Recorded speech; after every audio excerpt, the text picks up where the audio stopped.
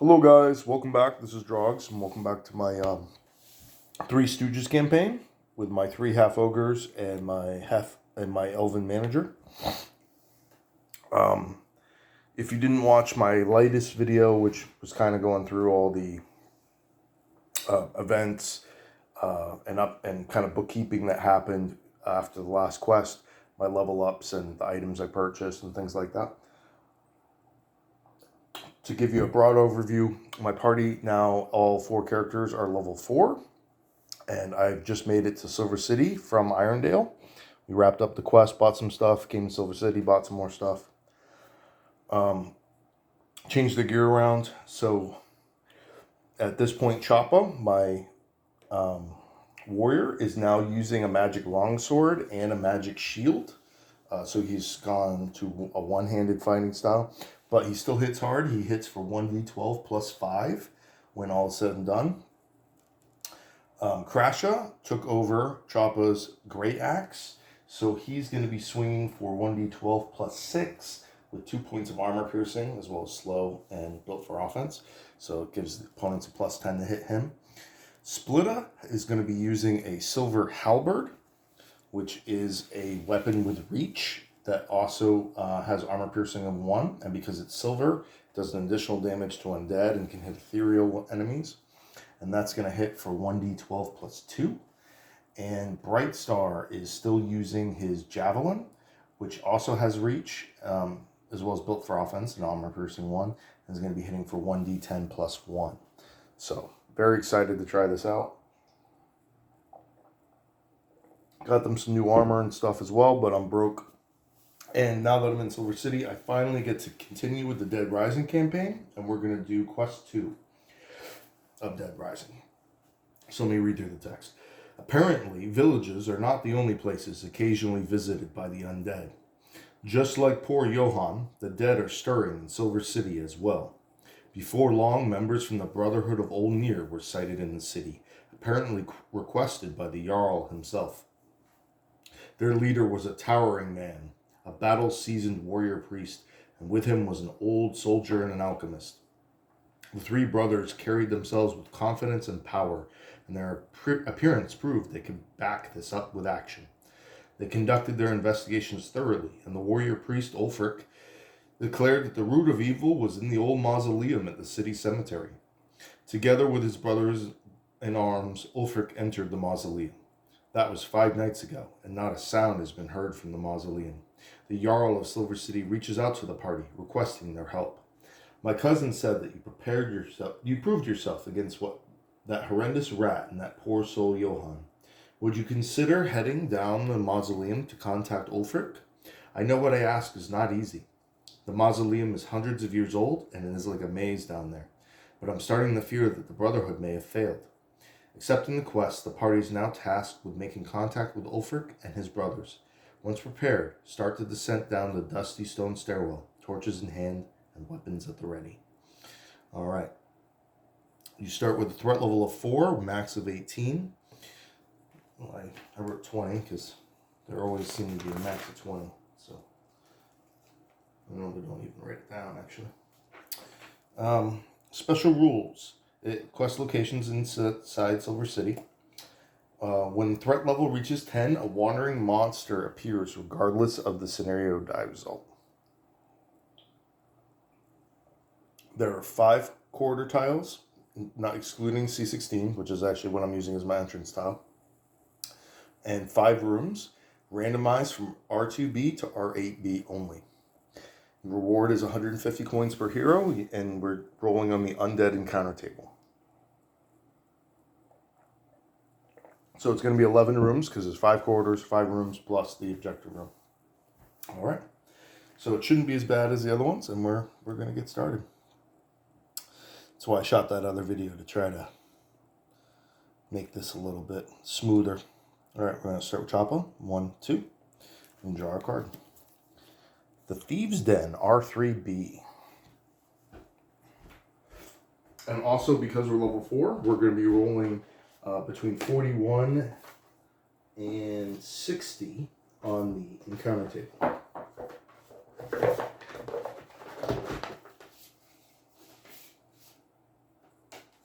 3.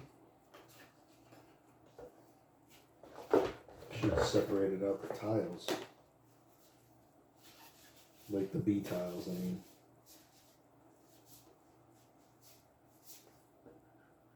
Usually I do. There it is. I don't know why I didn't do that this time.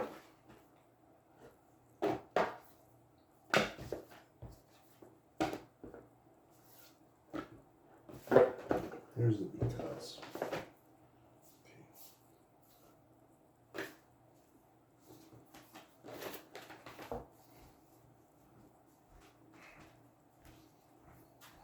There's a close-up of the tile. Looks like we have a dead body, coffin, chest, couple beds. All right. This room apparently used to be a burial chamber, but the coffins have been replaced by mattresses. In the middle of the room is the remnants of a man, and by the look of him, he probably made his living by stealing from others. He appears to have been dead for a while. Propped up in the corner is a small chest. The 2 mattresses and chest can be searched. The dead thief can also be searched, but also has 5 lockpicks. Can't search the coffin, though. All right, and we're going to roll on the encounter table.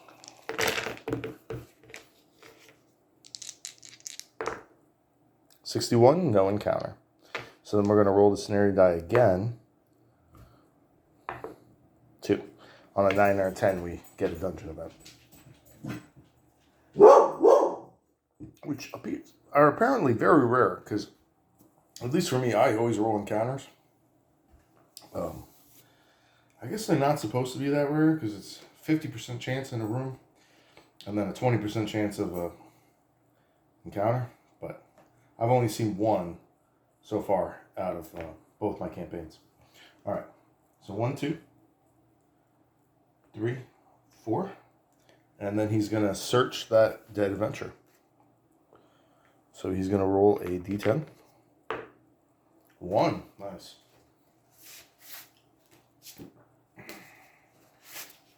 And he finds a fine treasure as well as 5 lockpicks.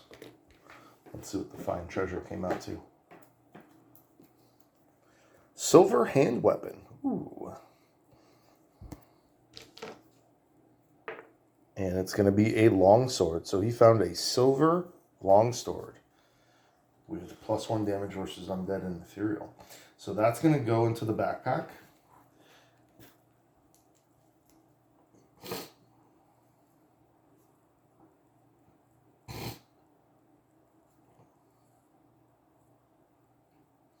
Weighs 10 and it's worth 150.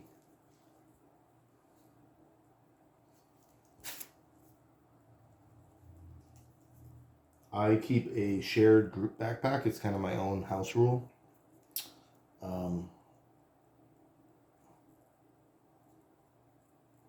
Basically, I equip everybody's gear, make sure they're under their own encumbrance level between their equipment with their weapons and armor and everything else, and the things and their quick slots, things they have to have on them. And then I use the additional encumbrances left over and create a shared group backpack. That way I don't have to worry about moving around like rations and things like that because somebody's 2 points over or whatever. So I still have to keep track of what I'm picking up, but I don't have to. It's not nearly as fiddly. All right, 1, 2, 3, 4. And he's gonna search. He's gonna search that bed. And he rolls a 4. 1d 100 coins.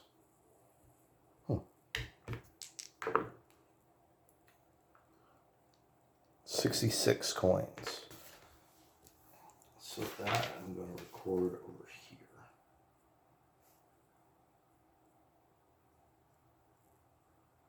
Coins and experience. All right. And now we have split up 1, 2, 3, 4, 5. And he's going to attempt to open that chest. So we're going to roll a d10 and a d6.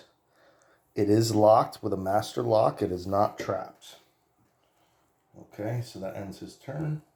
1, 2, 3, 4, 5, 6. So that's the end of the first turn. Scenario die, where you're good. Splitter will attempt to lockpick. He has a 45 lockpick score, and on a master lock like that, it is a minus 20. So he needs a 25. 96.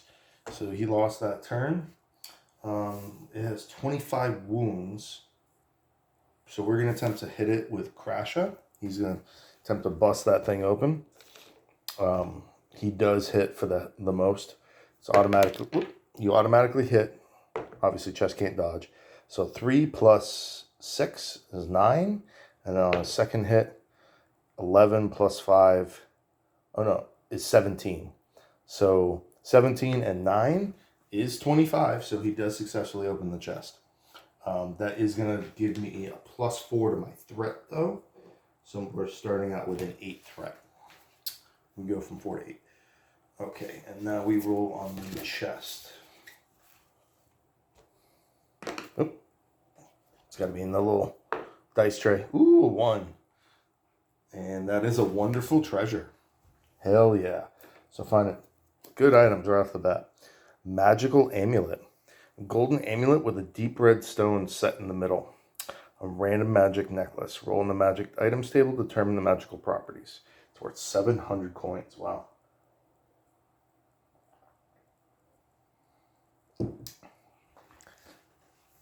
So I don't think I can identify this.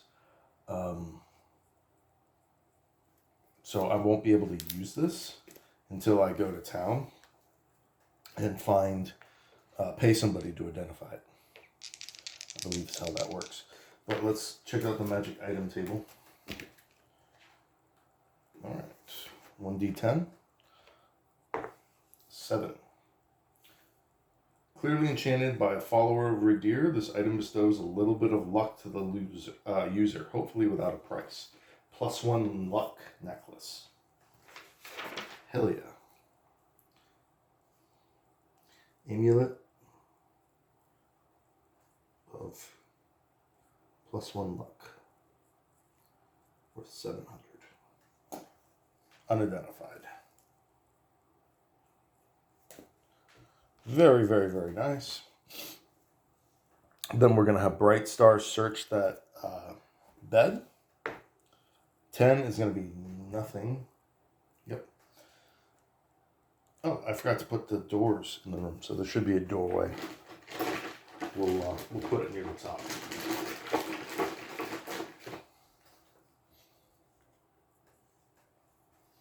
There. We'll just call that the turn.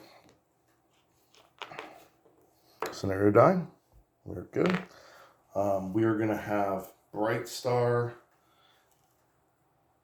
and Splitta search while these guys move up. So Bright Star and Splitta are going to search, and that gives me a perception score of 66, 79.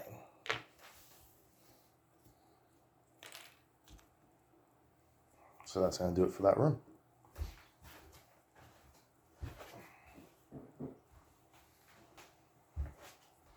All right, next turn. 6. So no scenario die once again. Sorry, I bit my tongue, and so I'm having a little bit of difficulty speaking properly. Okay, now Choppa's going to attempt to open that door. 6, I believe, is still unlocked. It's either 6 or 7. 6 is unlocked. So the door is unlocked and untrapped. So we're going to take away that door.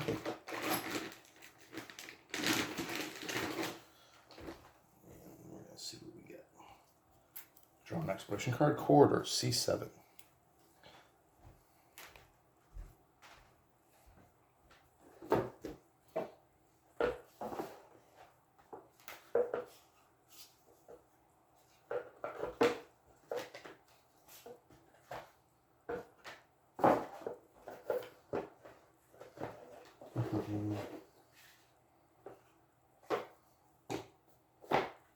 I had all this stuff organized. I don't know what happened to it. I must have messed it up after the last dungeon. Putting it away.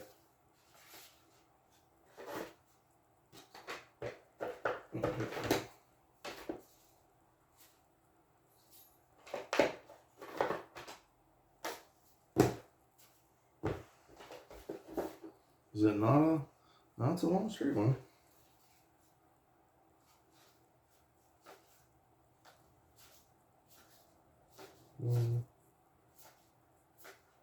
There it is. Yeah, I did have it. Okay.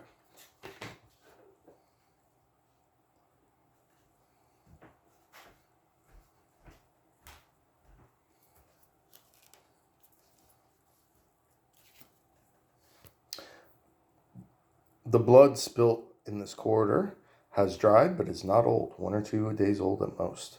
Raise the threat level by 1. And there's 2 doors in this room. So deal the cards in 2 piles from the bottom. So our threat level is going to shoot up to a 9. Actually a 10 because we just opened the door. I'm sorry. Actually 11 because we opened the door and a chest. And then I got to put 2 doors on here. So I'm going to do 1 there, and I already feel we're gonna rotate this a little bit, just because of how my table is. So that makes a lot more sense for the card that we got.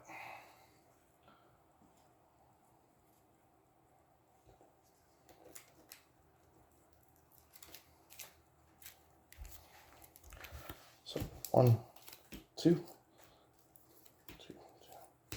You always deal from the bottom so that you make sure that your objective card stays near the bottom of the deck. All right, and then we roll to see if we get an encounter. 30% chance. 007. There is an encounter. Okay. 7.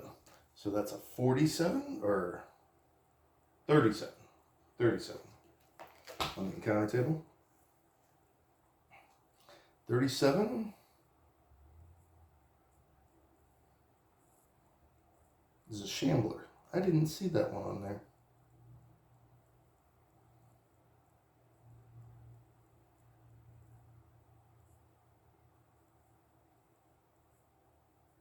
Oh, I counted from 40 to 60 and I pulled out those. So we're level 4.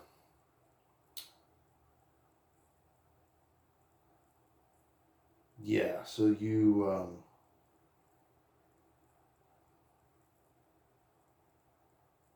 had 3. So light sequence, okay, it should be mostly the same. I did miss the shambler though.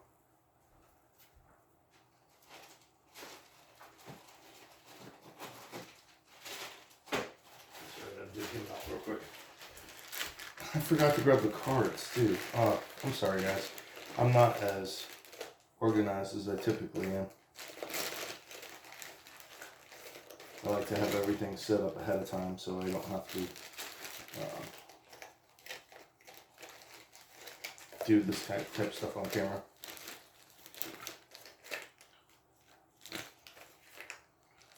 You know, my head's not where it should be, I guess, today. That's okay. Hope you guys are having fun with the game. I've been going through my main book so much. I've been flipping it through. I've already started to wear out the binding, and it's starting to, the binding's starting to break on me. I've had this game 3 weeks, maybe a month now, and I'm already starting to do some damage to the components. That's nothing negative to say about the components. The book is actually pretty high quality with the paper and the binding and everything. It's just I'm using it so much. Normally I'll most games I'll read through the rule book 2 or 3 times and then that's kind of it. and then I may reference it, 5 or 6 more times after that using the index. But this is just a constant flip through.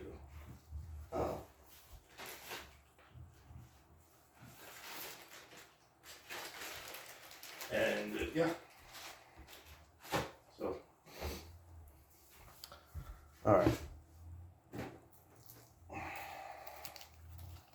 Shambler.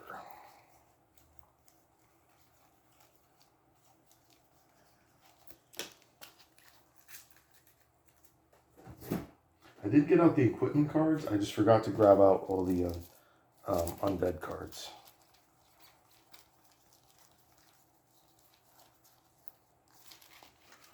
Not in that pile. Yeah. Necromancer, zombie.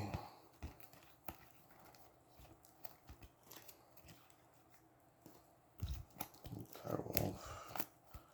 Cool. I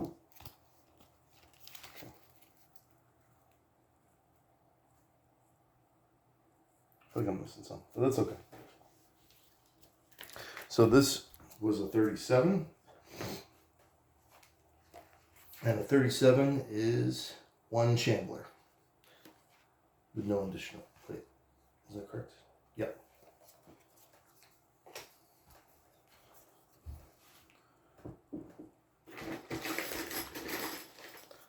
So Shambler appears in the room. D2, D6, determine location, 1-1. So he's going to be right there. All right, and we start combat. No scenario die. So Shambler is actually a huge creature, so he takes up those 4 spaces. And he's going to get 2 black die for being a huge creature. My heroes get 5 on the first turn because of perfect hearing.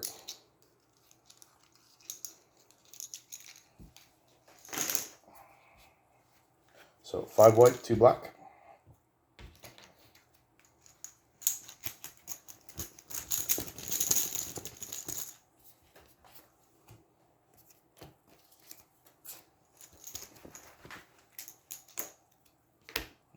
Start with white. All right, we're going to start with Choppa. See if he's too stupid to go. He is not. He is going to regular attack. 59. Where's the... I put the card away? Yeah. Okay. There's the card for the Shambler. So Shambler has no 2-hit value. So you just hit off your base combat skill. And Choppa's currently is at 70. So that's a hit for 1d12 plus 5. So 9 plus 5 is 14. There's 2 points of natural armor. So he hits him for 12 points of damage. Choppa's looking pretty nice right now. He's going to regular attack again. And miss. Not too shabby. Almost wounded him on that.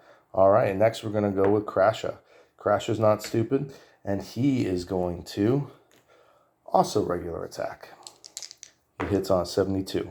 67's a hit for 1d12 plus 6. So 3 plus 6 is 9. He has 2 points of armor piercing, so he ignores the armor. So he deals 9 damage to the Shambler, bring him to 20 and wound, bring him to 9 hit points remaining and wounding him. And then he's going to attack again. Oh, 007. Clear hit. 4, 5 plus 6, 11 damage, killing the Shambler. Easy peasy. Yeah. These guys, as I did my level ups, everything looked really good. And I would be surprised if my party is not just absolute badasses. And that's what they just showed. Just 4 regular attacks. That's all it took to take the Shambler out. So that nets me 450 experience. And I get a roll for a part. 42 is a pet success. So I would get 1d3, I believe, shambler leaves. 3. Let me just double check that, make sure I'm doing that correctly. But I've killed several shamblers and harvested their parts, so I happen to remember that.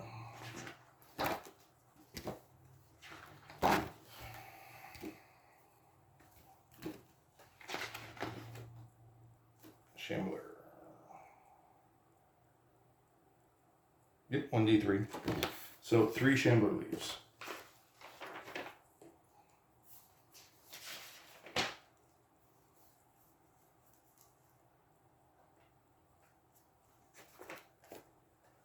All right. New turn. No scenario die. 1, 2. And then he's going to attempt to open that door. Unlocked. Untrapped.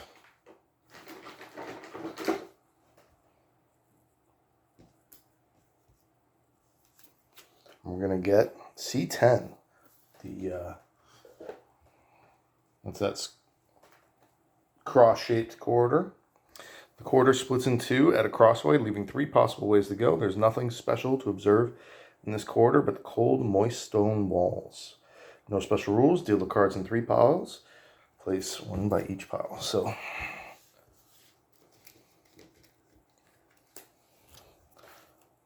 one, 2, 3, 4.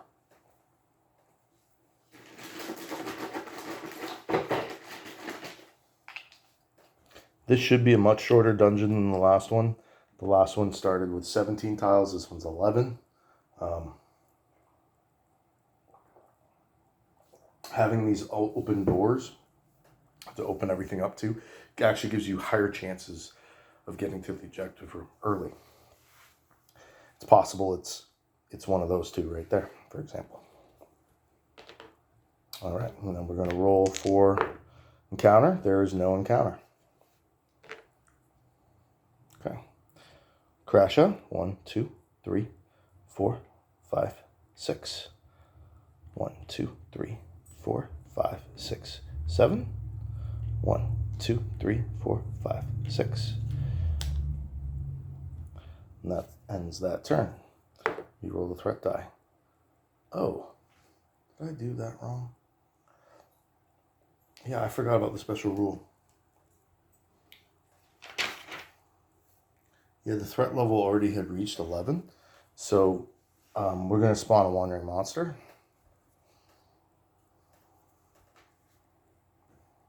So I guess they are going into a mausoleum in a cemetery, so it makes sense for skeletons and stuff to wander in. Was that my scenario die? All right, we'll do this first, and then we'll add the wandering monster after. So that triggered.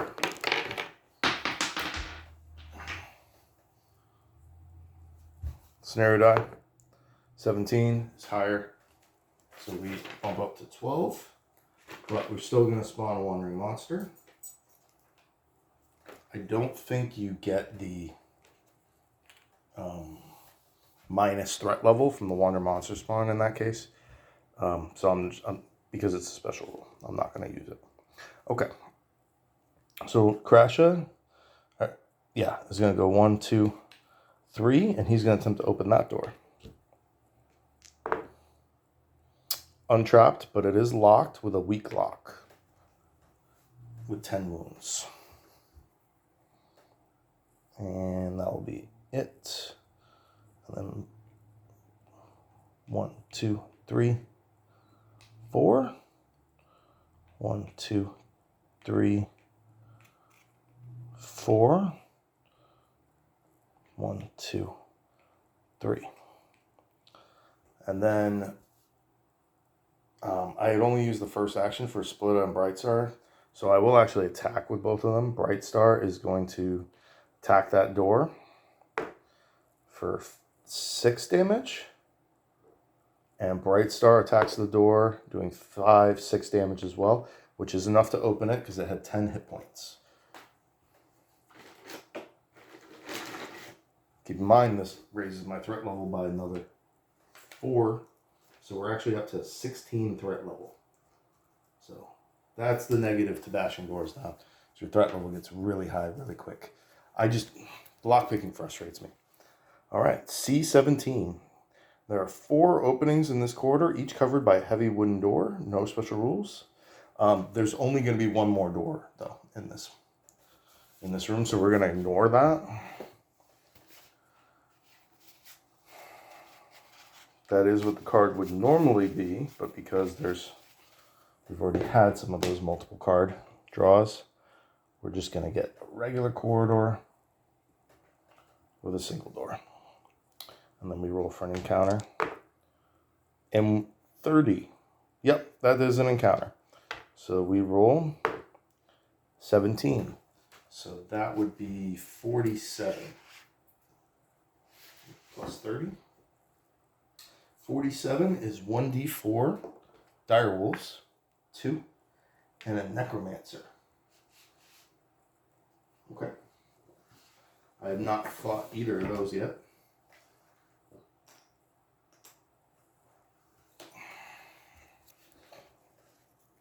Here are the direwolves and the necromancer. He's got a cool face. He kind of looks like he's from, I don't know if you can see that on my camera. My camera's probably not good enough. But he kind of looks like he's from the Insane Clown Posse with his face makeup.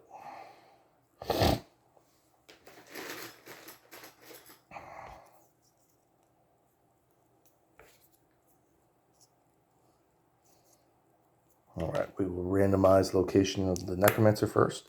2-6. It's unlucky for him. He's right by the door. And then 2-2. Oh no, it was 1-6. So he's up here. And 2-4.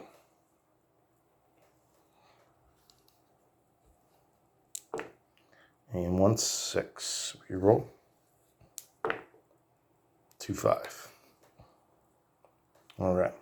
Now the necromancer also gets spells. 1 close combat, 2 ranged, and raise dead.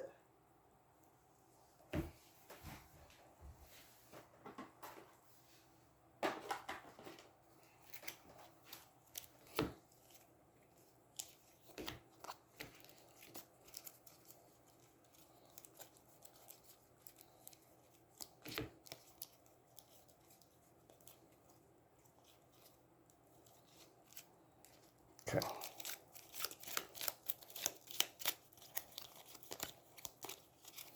So he's going to get slow, fireball,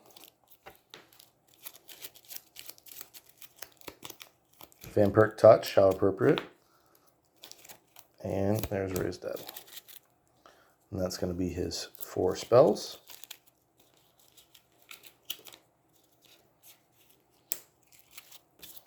I really don't like these little cards. I get why they're using them, but they're just very difficult for me to shuffle. My big fat fingers. Okay. Let's get their cards. Direwolf, Necromancer. So Necromancer, 40 combat skill, 55 range. He gets 1 bonus damage. 60 resolve, -5 to hit, 1 natural armor. Basic movement. May cast spells using range skill. Skill value. Huh. I may have done that wrong last time. Last time, because I read in the rules that if you have a magic missile, like range spell, you don't roll to hit. It's just an automatic hit. Anyway. He does not, I think he has a staff too. That would make sense. Yeah, and the staff.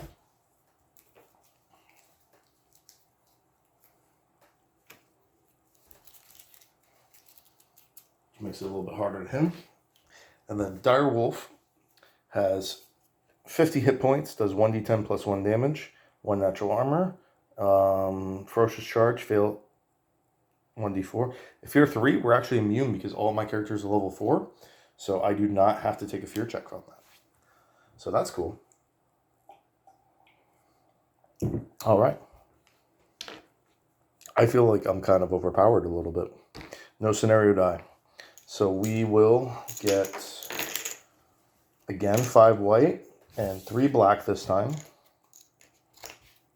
Because of perfect hearing, we get the extra white. And if this keeps going this easy, I might do 2 dungeons today. All right. So we will start with Crasha, since he's right next to that Necromancer. And he will regular attack.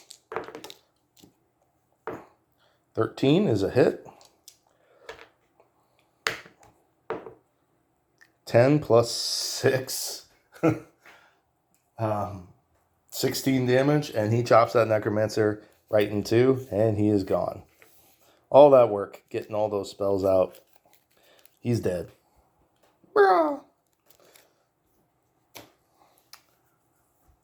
And that was my first action, and then I'm going to move 1 and 3.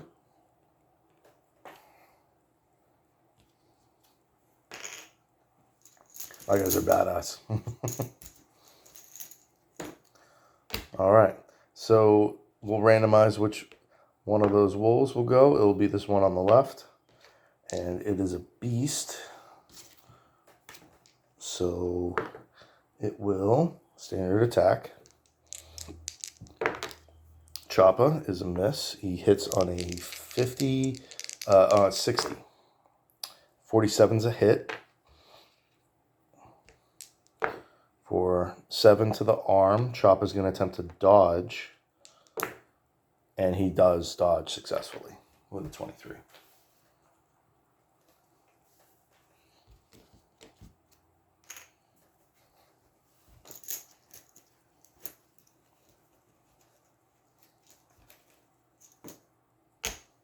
The other wolf is going to attack.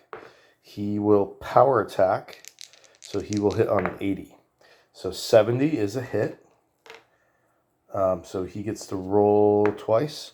1, 8 to the head. 8 plus 1, I believe. Yeah. So he hits for 9 damage to the head of Crasha.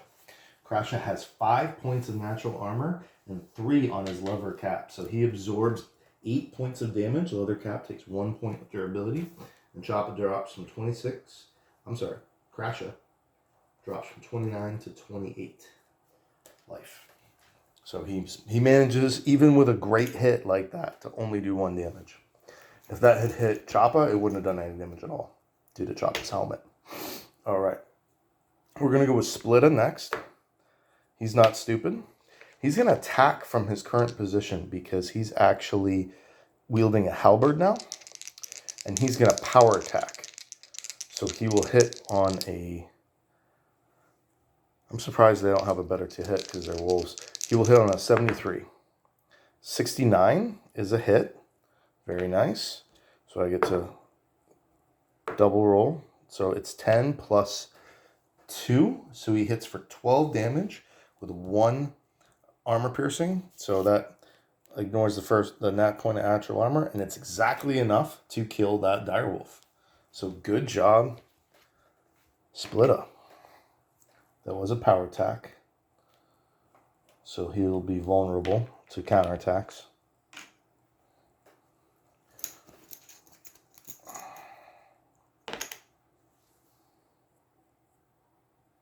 We will go with Choppa.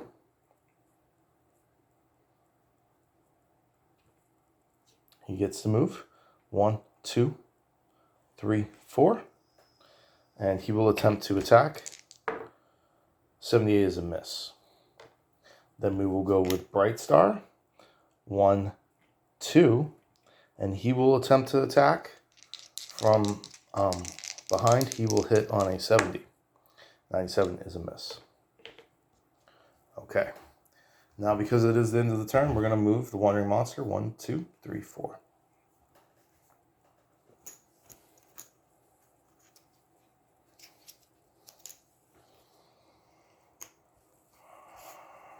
So the enemy's going to lose 2 black tokens because they lost 2.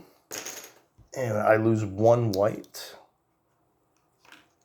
So it's going to be 4 white, 1 black.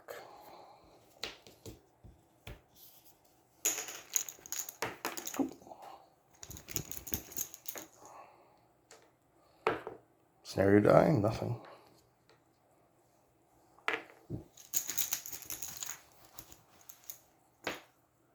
Okay, we'll attempt Choppa. He is stupid and loses his turn.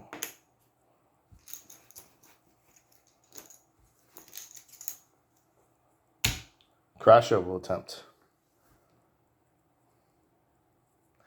He will move over 1 and then regular attack. He hits with a 12.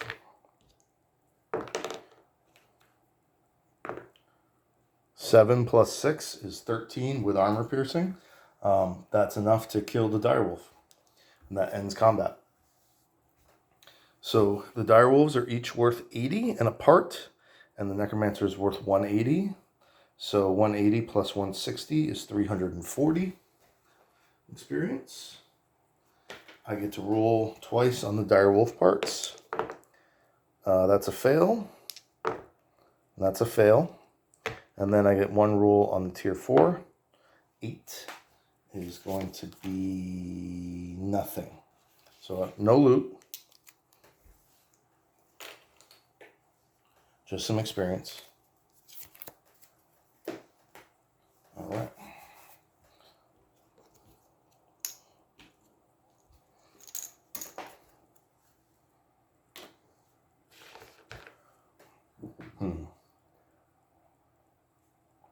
I'm getting a little cocky, but that's all right. We're going to roll a scenario die. We're good. We're going to start with Crasha attempting to open that door. It is locked, but it is untrapped. Has a weak lock. And we will go 1, 2, 3, 4. And he will attempt to lockpick. So lockpicking is an action that takes... I learned this from the creator of the game itself. Not from the rulebook, but from a YouTube video he did recently. Certain actions, like lockpicking, can be done over 2 turns. So it does say that there's certain... you can do that with spells. That there are certain spells you can channel that cost 2 action points. So you can use 1 action point and then start channeling with your second and then activate it on your next turn. You can also do that with lockpicking.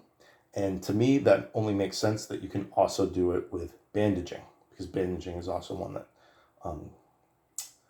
often takes 2 action points. So he's going to use his first action point to begin lockpicking, but it won't come into effect until next turn. Crasher was the one that tried to open, yeah? Yeah. So then Choppa, 1, 2, 3, 4, 5, 6. 1, 2, 3. And then we roll to see what the wandering monster does. 1, 2, 3, 4. And then new turn, scenario die. Okay. Now, Splitta gets to finish his lockpick. It is a weak lockpick, so he just needs to roll under his 45. 71 is a fail. But he's going to attempt it again. I'm going to remove a lockpick.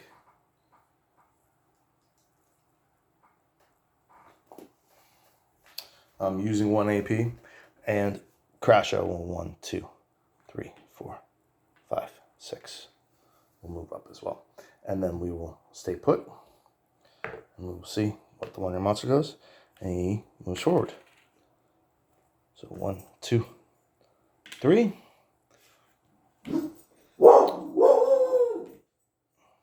Now we make another roll on the encounter table.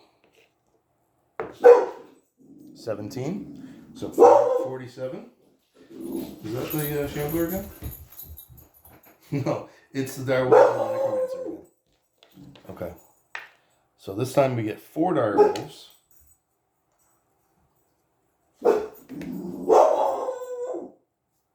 And that necromancer comes back.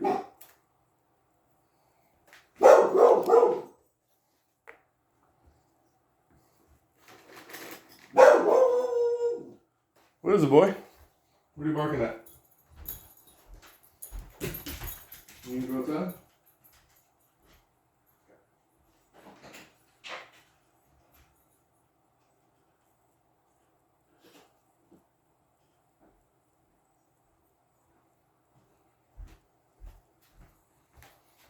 He likes the bark. All right, we're gonna do 2-6. We'll place that necromancer first. 1-3. Right in the doorway again. Then the wolves. 1-4.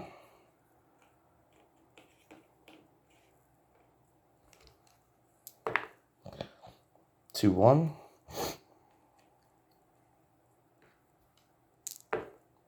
1-4, already taken. 1-4. 1-5.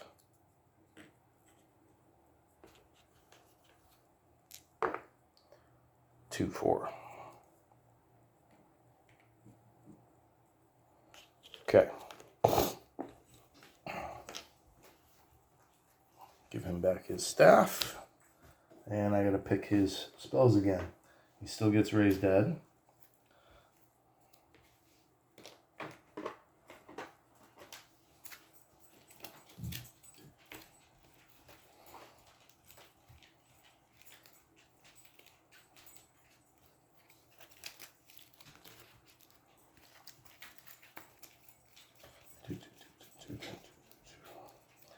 Okay.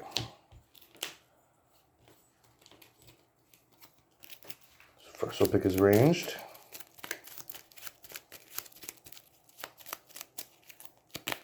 Blind. Slow.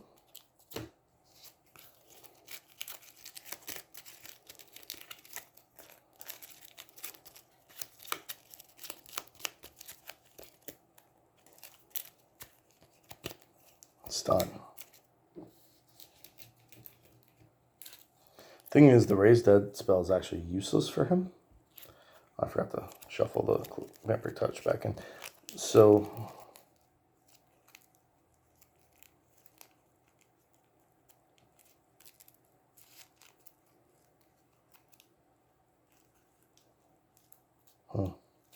yeah, raised dead is actually useless because I think this is kind of an oversight. They shouldn't have the necromancer spawn. So the encounter table is direwolves with the necromancer. But the thing is, direwolves aren't undead; they're beasts, right?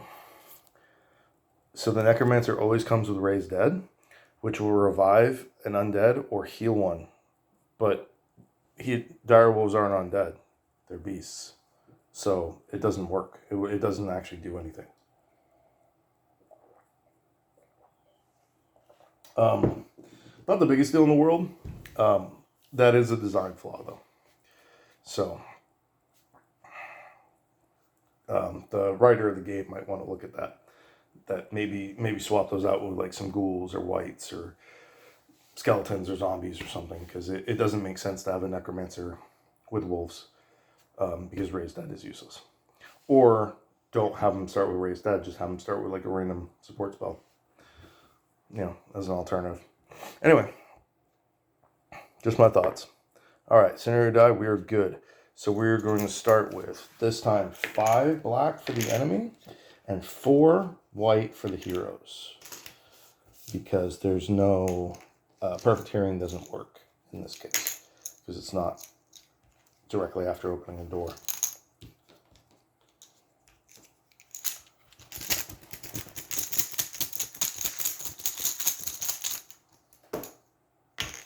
Okay, so necromancer is going to go first. So mage has line of sight. So 5, he will range magic with the least remaining hit points. So he will cast attempt to cast a spell on. Well, does he have line of sight to Bright Star? I would say no. So he's gonna just cast one of the ranged spells against Choppa. He is blind and slow. I'll randomize. Blind it is. Through his incantation, the wizard manages to blind a target in line of sight. It does not matter if there are intervening models or furniture. Oh, okay. As long as the wizard can reasonably see its target. Okay, so it can go after Bright Star then. The target is blinded during its next turn and cannot fight. Any character striking at the target gets a +20 combat skill bonus. The target will walk 2 squares in random directions. So that's it basically costs him his turn, but he still has to roll a 55 to cast it. That replaces his like arcane art score, if that makes sense. So 48, it is cast successfully. So we're just gonna take a white token out of here. I'm gonna look in the bag and effectively cost Brightstar his turn. And that was just his first action. He then gets a second. The Necromancer does, I mean. 5 again, so okay. We're gonna randomize again. 4. So now he's gonna cast Slow, also on Brightstar. The wizard targets one random target that becomes slowed. It does not matter if they're enemy. Okay.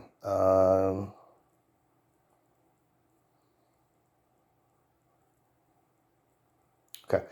So effectively, it's going to double his movement costs. So moving every tile costs 2 points. Moving in a zone of control will cost 4 movement points.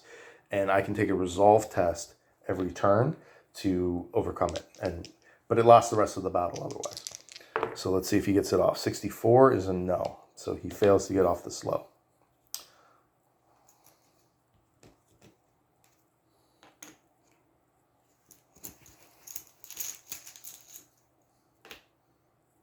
Okay.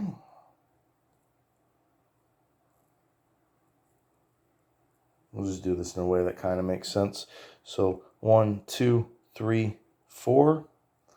And then he will attack a random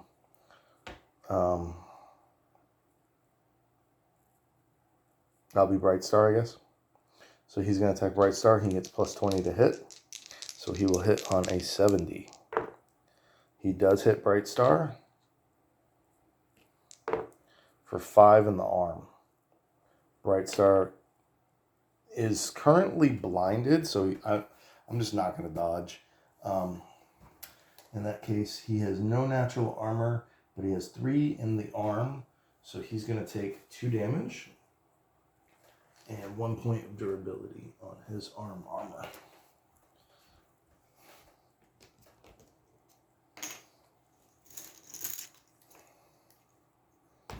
Okay. We're going to start with Choppa. He's not stupid. He will...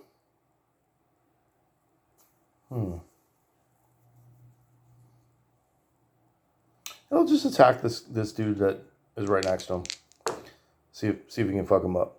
All right, he definitely hits with a 48 for 1d12 plus 2. Oh, 3 damage. Oh no, plus 5. So 6 damage minus the natural armor. So he hits the direwolf for 5 damage. He's going to strike again. 16, that's another hit. 10 plus 5 is 15. So more than enough to kill that first direwolf and take him out of commission.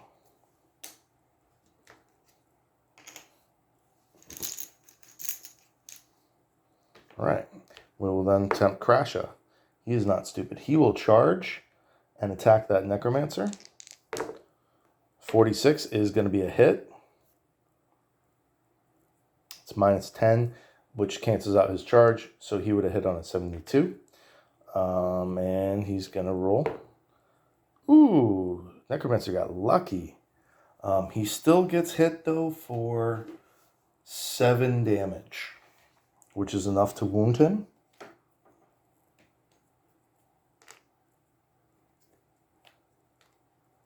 Yeah. That black token goes away. All right. And lastly, we get Splitta. So Splitta was finishing his turn with a lockpick. So he's gets to roll for that again. 51 is just over his lockpicking. So that fails. And then he's going to move. 1, 2, 3, 4, 5 to kind of get back in that fight. And now because... Well, I guess I'll do it at the end. Then we get the 3 direwolves. So we're going to move from the back so that they maximize their spaces. 1, 2, 3, 4.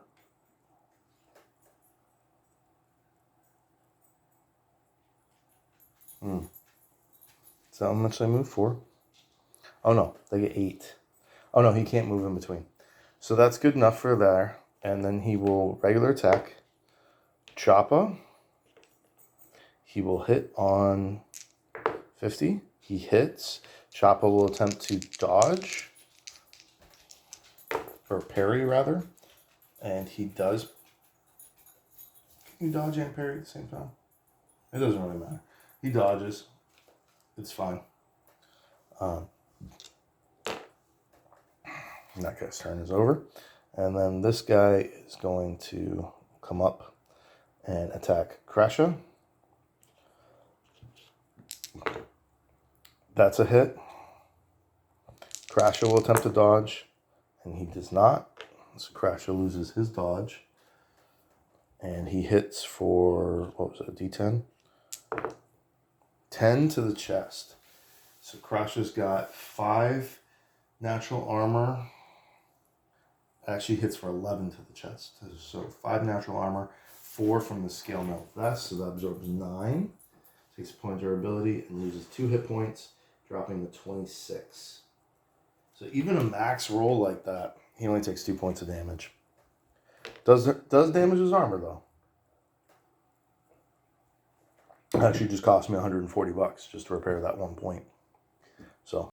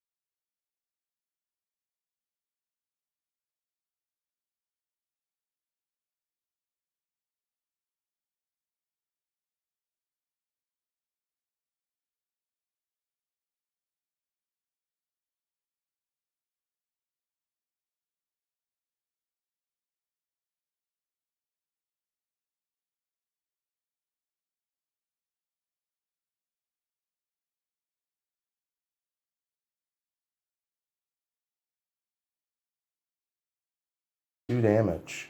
I believe that's a kill.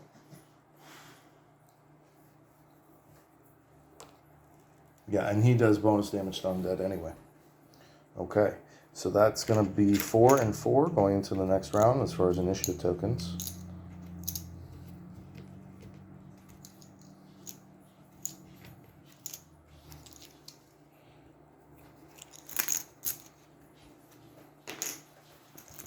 Oh, I gotta make sure he wasn't stupid. He wasn't. All right, scenario die. Nope.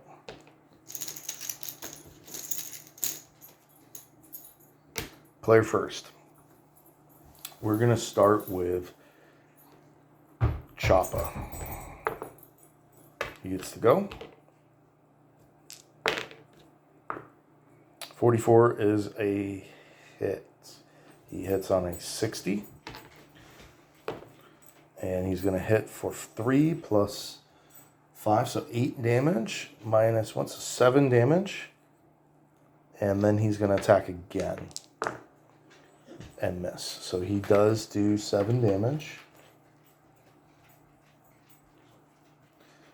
to this ghoul. Right in front of Bright Star and Crasher.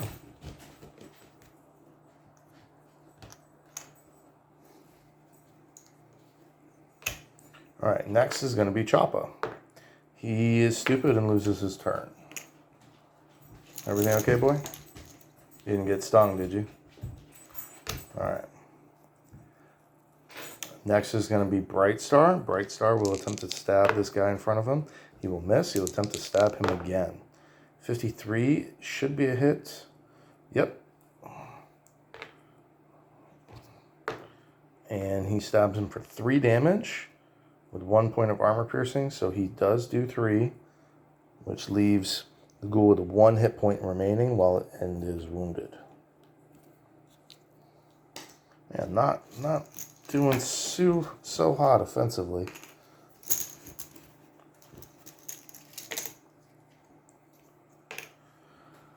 So he does get the wounded ghoul does get to go first because he's the only. Well, no, I'm sorry. This one gets to go first because he's in melee range and he's not wounded. So he will. Does Lore Undead power attack? Yes, they do. And he will power attack. He will hit for 1 damage plus 2, or plus 1, so 2 damage to the leg of Splitta, which he just absorbs with his mail leggings.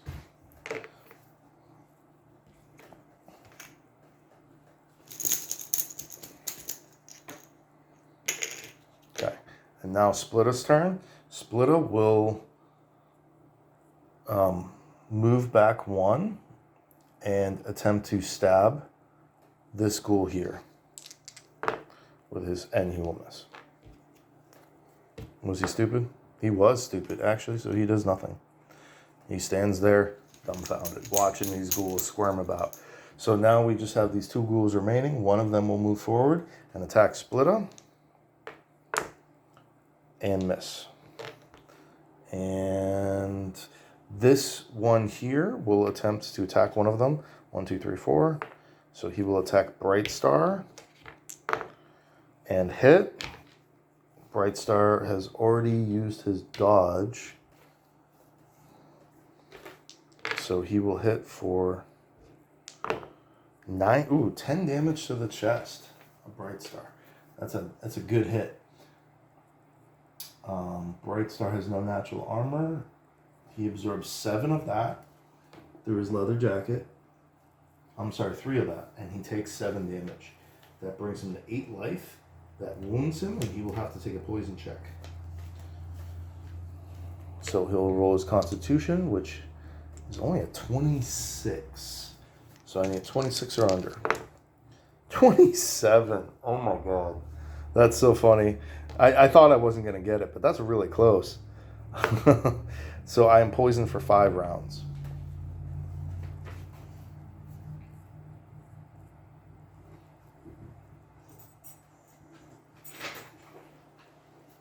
So this is kind of the difference. Bright Star's weak. Elves, I love elves. They get high skills, high skill ratings, but man, they can't take hits worth a damn. So, and he does not have a shield, at least not equipped, so he can't parry. I should probably try to fix that. Anyway, that is that round, second round.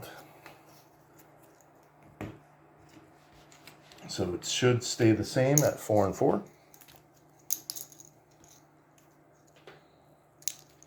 Yep. We roll the scenario die. No threat roll. All right. First, we will start with Bright Star. He will attempt to heal himself using prayer. Ooh, 80. That is a fail. So he loses a point of energy.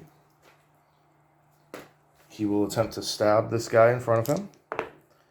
That is a hit for 3 damage, 4 damage, and he kills this ghoul right here. Good for him. He will then enter parry stance.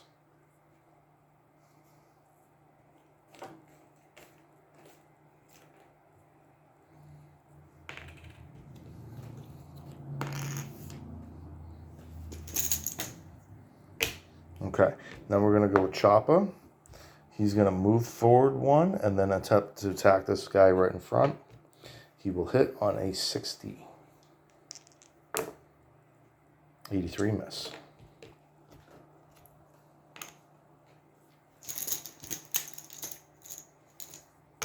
Okay, so one of these two in the front, the one right in front of Choppa, and he will 8 power attack. He will power attack Splitta. So that means he will hit on a 60.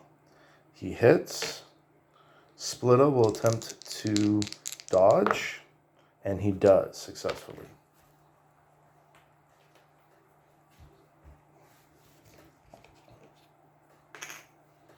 And he used the power attack, which will make him easier to hit as well.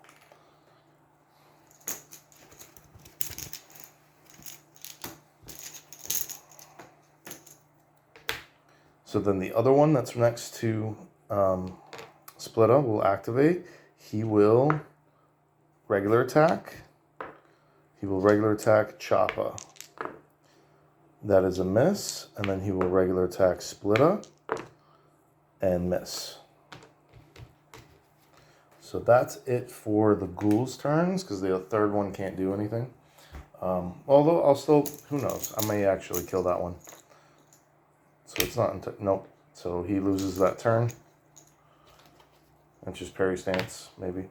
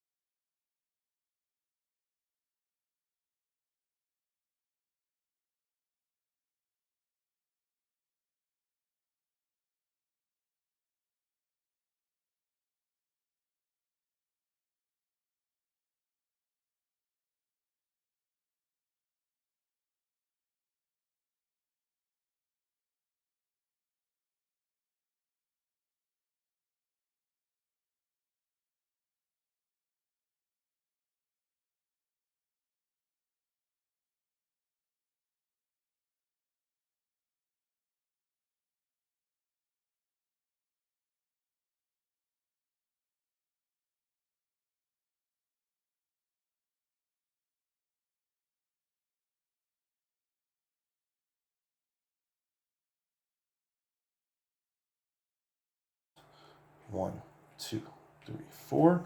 He will attempt to open that chest. So I got to roll D10 and D6. It is locked, but it's not trapped. Master lock. 1, 2, 3, 4. And he will start lockpicking. 1, 2, 3. Now I'll end that turn. Scenario die. We're good. Splitta will finish lockpicking. 44 is not going to cut it on a master lock. He needed a 25. So Crasha will attempt to just kick that chest in. He hits for 15, 16, and then 9. 16, 9 is 25. And he cracks open the chest. And we get a 1. Ooh. Well, wonderful treasure. Ooh. Really good rolls on those chests. Magic mail armor. A piece of mail armor, unlike anything you've seen before. Roll on the magical property tables to determine the enchantment. First, let's see what type. 4. Mail coat. Not the most expensive. So coat is chest and legs. That's right. Yep. And then I get to roll a D10. 9. Let's see what a 9 is on the magical properties table.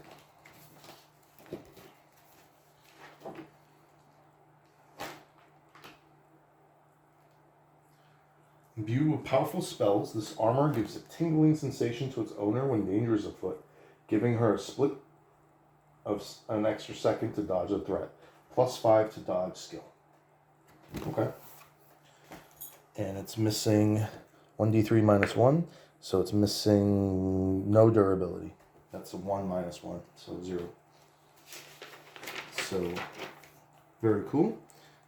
So we get a magic mail coat. Mail coat of +5 dodge. Unidentified. And it is worth 2,250 coins. And it's in perfect condition. Very nice. That's a sweet chest find. All right. So one of the reasons I did that is even though I beat the battle and, hey, you know, cracking open a chest like that raises the threat level by 5, I'm already maxed out. I'm already at 18. And that thing's still not going off. Is there another bee? Not a bee or a fly. I basically live in the woods. So part of living out where I do, you just get a lot of bugs in your house, especially if you leave the back door open for hours a day like I do. You just kind of get used to it. You know, flies and bees and things like that. It's not that big of a deal as long as you keep your house clean. Anyway. Yeah, so we're going to search Bright Star and Choppa. We'll search the room. And that is definitely a success. And 56, I think, is nothing. But let me check. I think you got to get below a 50. Yeah, that's nothing. So even if you do find... the reason I don't search corridors is the odds are not good. You're better. I think you have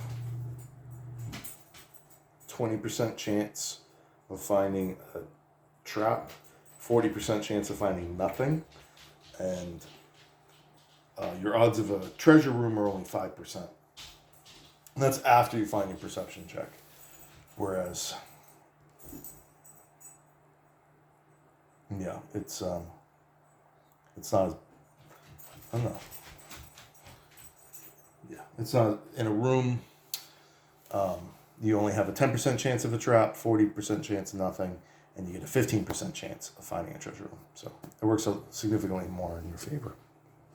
But if you do search everything, you're more likely to find treasure rooms. So that is a factor, I suppose. All right, so we're going to keep moving. 1, 2, 3, 4, 5, 6. 1, 2, 3, 4, 5, 6. 1, 2, 3, 4. 1, 2, 4, 5. Snare die. 1, 2, 3, 4, 5, 6. 1, 2, 3, 4, 5, 6. 1, 2, 3, 4, 5, 6.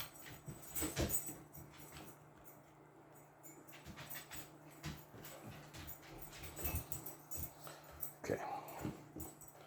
So we're almost done with that side of the dungeon. One room left.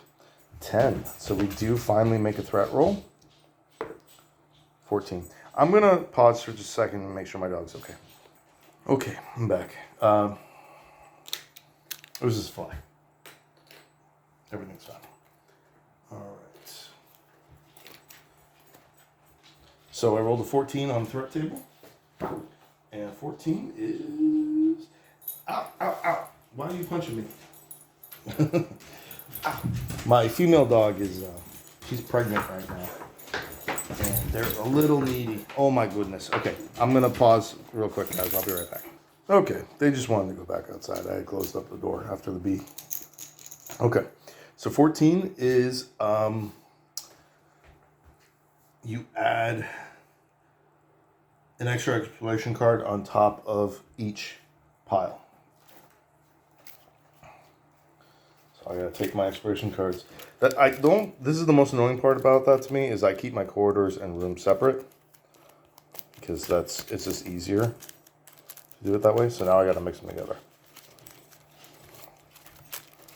And then I gotta unmix them after the dungeon, which isn't the biggest deal in the world. I mean, there's a lot of setup and tear down in this game.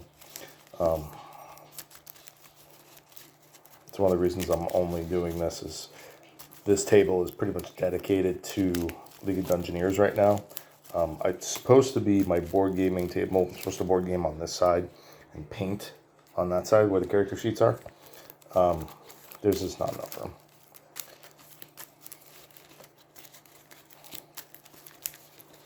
And it's unfortunate that I can't have a more permanent painting set up for my miniatures, but it definitely prevents me from painting a lot. All right, 1, 1. But that does lower the threat level by 5. So our threat is now back down to 13.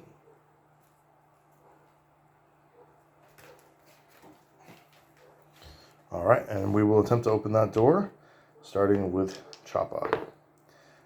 Unlocked, untrapped. Let's see what we get.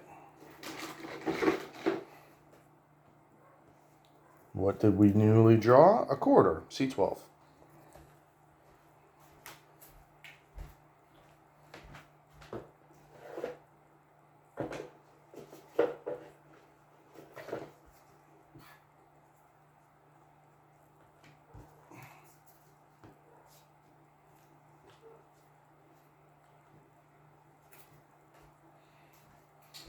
Two, the quarter makes a sharp turn in the corner up against the wall since a dead adventurer. By the look of it, they must have been there a while since most of the flesh has been eaten away by God knows what. Alright. I guess I can put the door there. And then we roll on the encounter table. No encounter. So 1, 2, 3, 4. And we're going to search that dead adventurer. And a 1. Hell yeah. Dead adventure, a fine treasure. Silver bolts. With solid silver tips, these bolts are the bane of all things undead. 1d10. 7 silver bolts. Okay, I'm going to put these in Bright Star's backpack.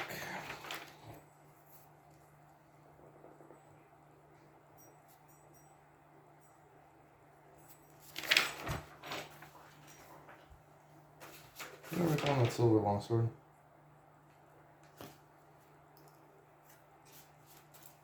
I didn't. Oh no, I did.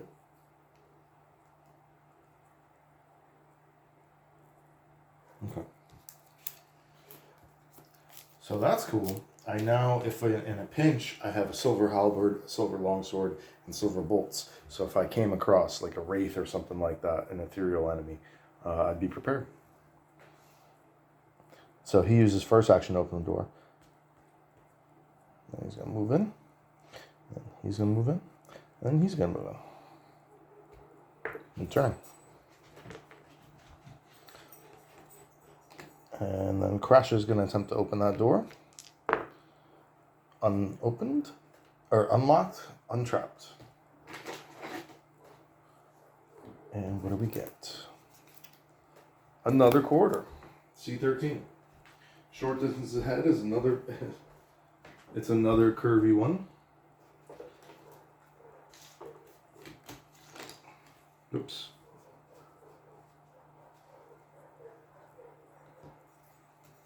And the dogs outside are going crazy. Something like that. Or looks like that. Yeah. Okay. There's nothing special in that room. It's just a quarter. A short distance ahead is a bend in the quarter. Everything seems quiet. So, apart from the sound of water droplets hitting the floor. So I just got to roll for an encounter. No encounter. So that's 2 rooms in a row. No encounter.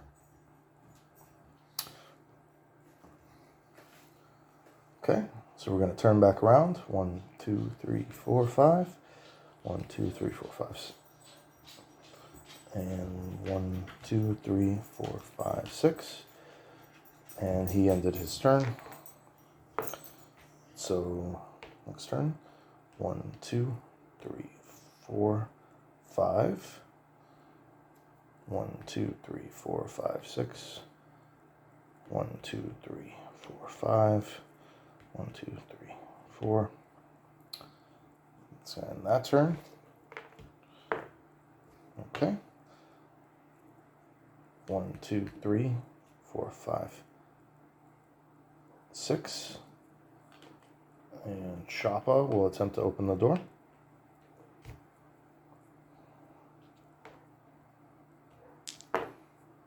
It is locked. Basic lock. He will attempt to bash it down. D12. Where are you?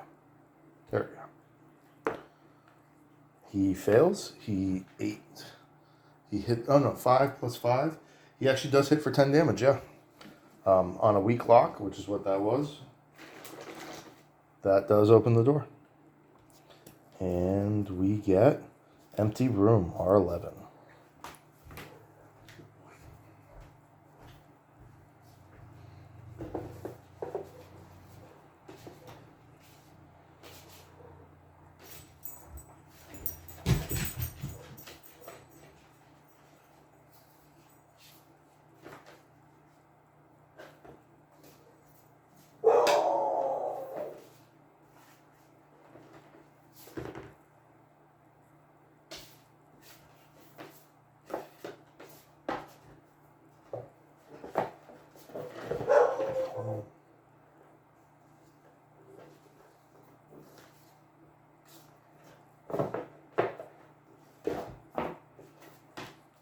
You see that card? Oh, it's that. Yeah, it's that weird one. That oddly shaped word.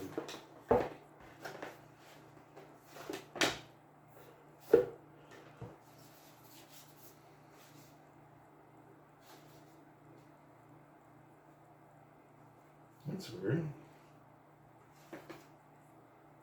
Okay. That's why I didn't see it. So, this is a misprint, I believe. This tile is double-sided. You can see right here, R11. And it's got the levers. But this side does not have a room number on it, which is incorrect. Now it's reversible. It's the same image, so it shouldn't actually matter, but it is still incorrect. So it made it. I was looking for the R11 and I couldn't find it. All right. Now, if this room doesn't have enemies, this would be the third room without an encounter. And it's not going to. Okay. So, new turn. Scenario die. Okay. 1, 2, 3, 4, 5. Oh, yeah, empty room. Let me read the card. This room is completely empty. Looking around, you discover a number of levers in one set of walls. The levers can be pulled. If you choose to pull them, check the rulebook details. And there is one door. So we're going to put the door over here. So 1, 2, 3, 4, 5, 6. 1, 2, 3, 4, 5. 1, 2, 3, 4, 5, 6, 7. 1, 2, 3, 4, 5, 6. Okay. Ends that turn. And nothing happens. So then we're going to 1, and he's going to pull a lever. So levers, you roll 1d4, so 3. So I get these little black and red cards. You get 1 black, and then I get, I believe, 4 red out of there. And the reds are all something bad happening. The black's the one you want. So it basically punishes you for trying to find that good black lever. Let me just make sure I'm doing that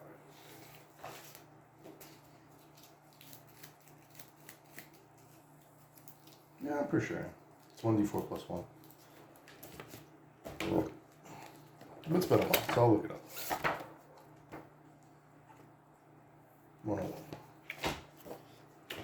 I'm getting a lot better at these rules. Starting to.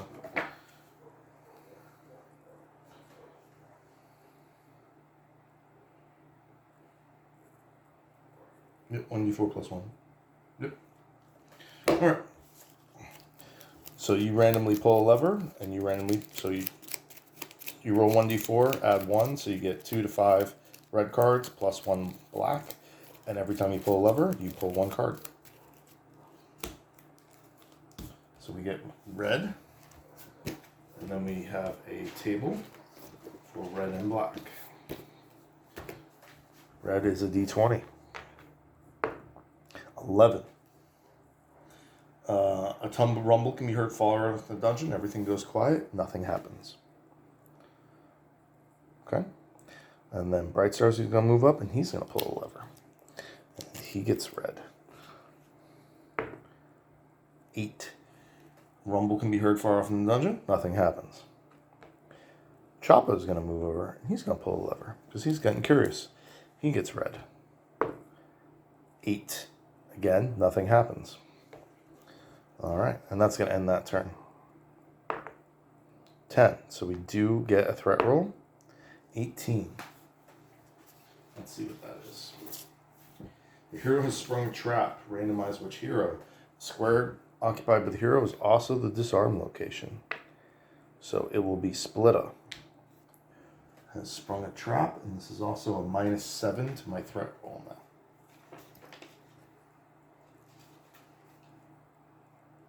Oh, I didn't even... No, I'm sorry. I rolled the threat die, and then I rolled an 18. My threat's a 13, so nothing happens. I just go up to 14. Whoops. Okay. So Splitta will pull a lever, and he gets the black. Cool. So black lever is not a d20, it's a d8. D8. I don't use the d8 very often. 1. A squeaky sound followed by a loud bang comes from the passages already traversed by the party. The party has closed the entrance to the dungeon, effectively hindering any wandering monsters from entering. Whenever you trigger a wandering monster that should be placed in the start tile, you may ignore this. If it is triggered through a threat roll, decrease the threat as usual, but don't place the monster. If the spawn point of wandering monsters have been changed, this event will have no effect. So cool. So I'm basically immune to wandering monsters for the rest of the dungeon. So that's a pretty cool bonus. It's like a gate, a portcullis, kind of dropped over the entrance. So they can't wander in anymore. That's not bad. I'm going to leave that last one. I'm not going to pull it. So I'm just going to pull these off the table. And that was Splitta. We will then search the room with the remaining 3 heroes using Bright Star, and he will get a plus 15 to his perception, which will give him 71. 91 fail.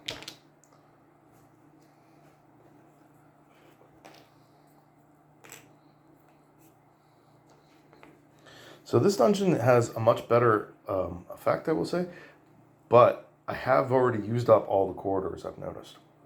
I think. Well, that one was a bonus. This room and that corridor were bonus rooms, but then there's still 1, 2, 3, 4, 5.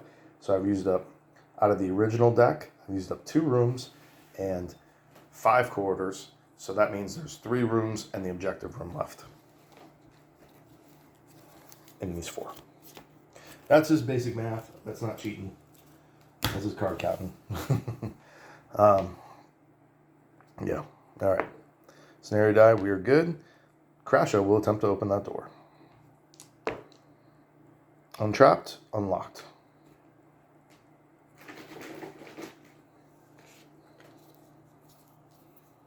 Burial chamber. R7B.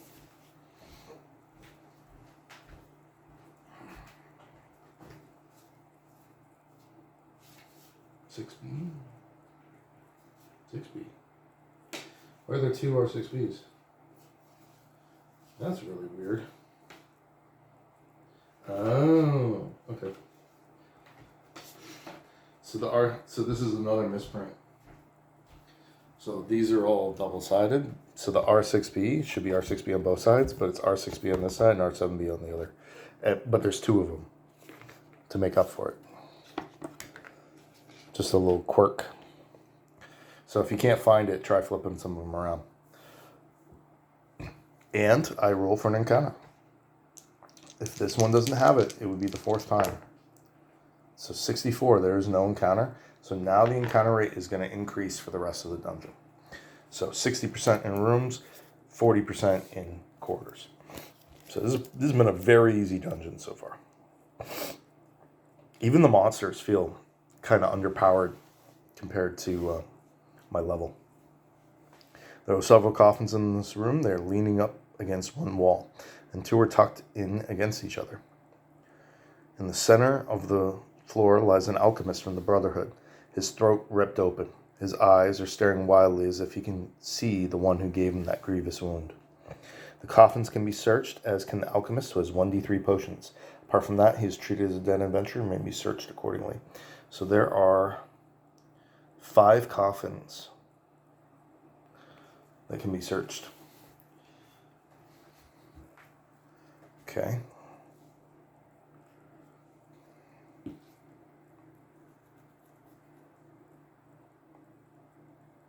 Yeah. Or maybe maybe I should do it like this.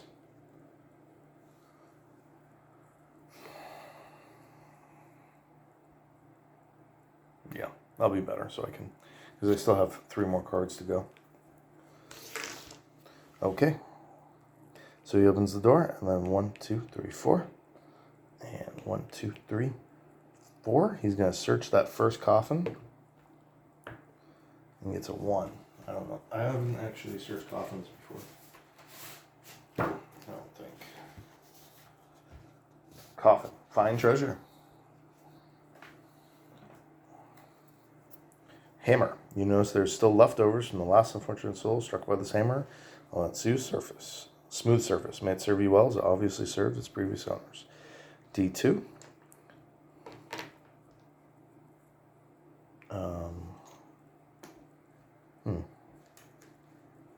Where's my D4? Oh, here it is. So it is a warhammer with 1 missing point of durability.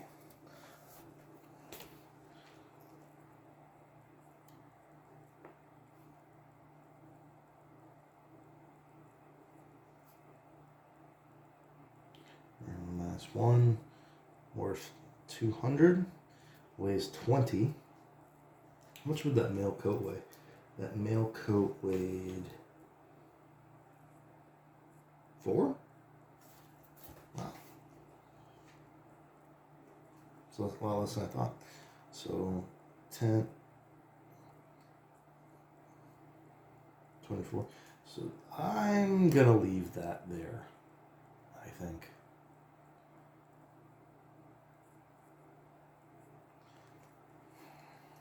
Let me add these up. 17, 18, 23, 24, 27, 32, 34, 35, 43. So this is 43 in my general backpack, and then the item that gives me 41 total left in items to loot, and so far I have picked up 34. So I'm gonna pick it up for now, but I'm probably gonna drop it because it weighs 20. It's a very, very heavy item for something that I'm only gonna sell for, 100 coins, 150 coins maybe. All right, 1, 2, 3, 4, 5, 6, 7. 1, 2, 3, 4, 5, 6. Scenario die. All right. Crash is going to move up and search this coffin. 7 is nothing, I believe. Nothing. Yep.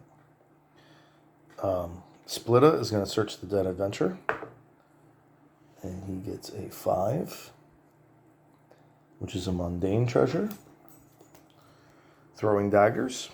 Sweet. That's perfect for him. 1d3 throwing daggers. 1.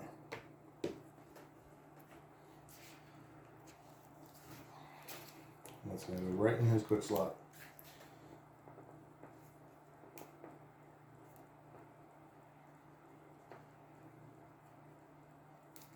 Throwing dagger weighs 2.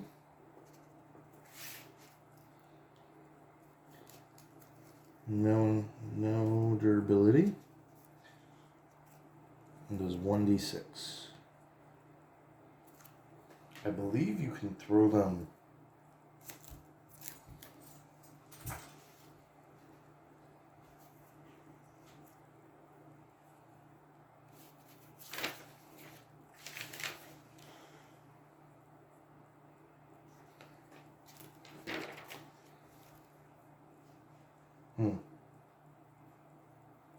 It said it's only worth 10. So my understanding was the throwing dagger you can throw from your quick slot without using an action point once per turn.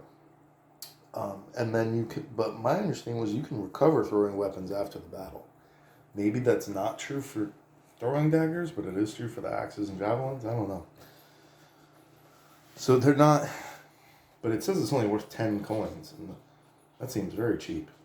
But I'm pretty sure you can throw it for free, essentially. And now the alchemist also comes with 1d3 potions. So 2 potions.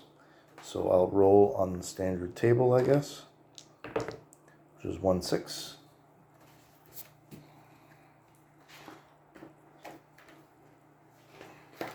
I keep forgetting I have to roll to identify potions too.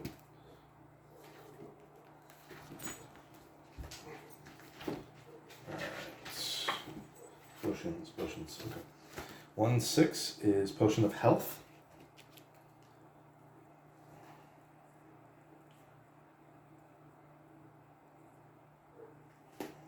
Best potion there is. And the 2, 7 is potion of poison. Alright, so I'm going to roll alchemy to see if those are identified. No on the health. Yes on the poison. So you have to pay to identify those. Okay. Crasha, or Choppa's going to move over and he's going to search this coffin. 7 is nothing. And so that just leaves these 2 over here. 1, 2, 3. Bright Star will search this one here. 5 is awesome. Nothing, I believe.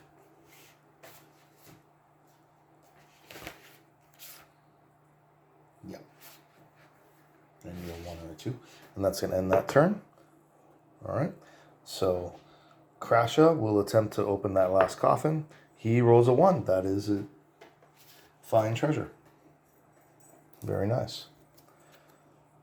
Fate Stone. Okay. Quite cool to the touch. This allows me to re-roll the scenario die. Okay. Fate Stone ×1. I guess that can be really useful if you have like a lantern you're trying to prevent going out, something like that. I will then use the other 3 characters to search the room. So it will be 71, 31, that's a success. What do they find? 29, they find something.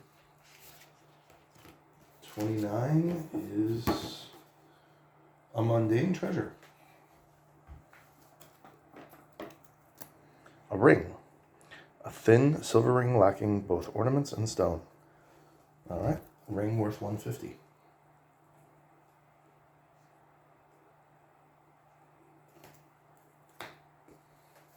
It's worth like you only get 70% of the value, but still, it's $100. Doesn't have a weight to it, just a ring.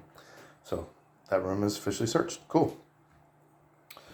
Next turn, we're good. Choppa is going to move up and attempt to open that door. It is trapped. Fireball. The darkness is suddenly... Well, let's see if he passes his perception. Does he even have a perception score? 7. Yeah, that's a fail. Triggered sanity -2, morale -1. Choppa goes to 8 sanity, morale goes to 16. The darkness is suddenly replaced by bright light as the fireball shoots from one side of the wall. It strikes the floor with a loud bang, sending sparks across the room. Randomize a square. Okay, green across the top, red across the sides. So 5, 6, so it's going to hit right here, right next to Choppa. Any adjacent takes 1d6 fire damage. Interestingly, Choppa has a fire resistant shield, so he just takes regular damage. 1 damage to the chest, which easily gets absorbed. So everything's fine. It was scary that fireball went off, but no harm, no foul. Everybody's fine. Okay. But the door was unlocked, so it still gets to be opened.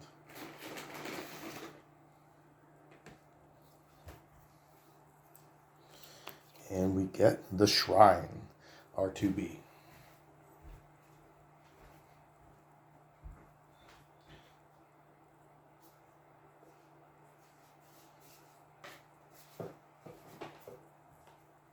The room somehow feels reassuring. The room is dimly lit.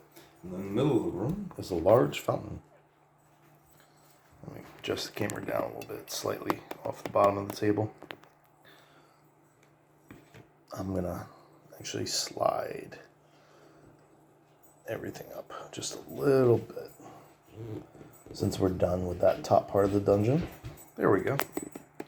Okay.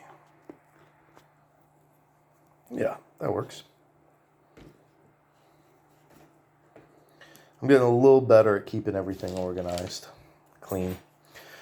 All right, this room somehow feels reassuring. The room is dimly lit. In the middle of the room is a large fountain. The water from the fountain mirrors the torches, making the light dance across the ceilings and walls. The water in the fountain seems safe to drink. Furthermore, the fountain can be searched. Threat level is decreased by 2. So my threat level is going to drop to 12 from 14. I've gotten super lucky. So this is a much easier than normal dungeon, but I guess I'm due for it with how I've been getting these mega dungeons and just lots of encounters. So very few encounters. The encounters I have had were early and easy.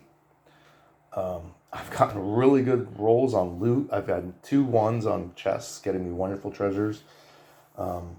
I just got 2 fine treasures out of coffins, which are super good rolls. So I've gotten really lucky there. And it's just gone and super lucky on my scenario die roll. So it's just, my threat level has been very high this entire time. And basically nothing has triggered. I had 1 extra card go to each pile, and that was it. And now I'm immune to water and monsters. So, not too shabby. So we're going to roll for an encounter. There's going to be a 60% chance for this room. And I forgot about the box. 18. So yes, there's an encounter. I forgot you guys want to be able to see this. 7. No, I'm just going to reroll because I touched that. 15. So 15 is a 45. And 45 is 1d6 dire wolves. Okay. That's fine. Bunch of wolves. 2 dire wolves. So not the most threatening. All right. Red side, green top, 6/6. 4/6 or 6/4. Sorry. Okay. So we're gonna have 4 white, 5 white, 2 black for the first round.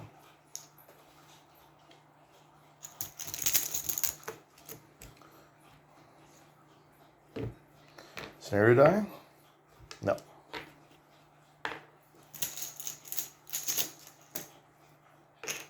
Black, enemy. 1, 2, 3. Attack. 27. That's going to be a hit. Let me get up the Dire Wolf card.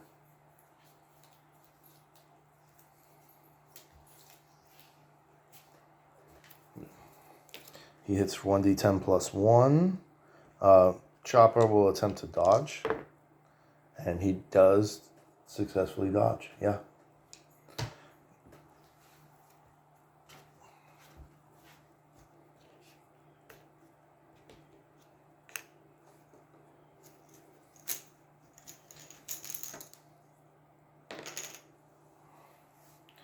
Oh, okay, I see. So what makes direwolves scary is they have 8 movement and they have ferocious charge, so they get extra damage on a charge.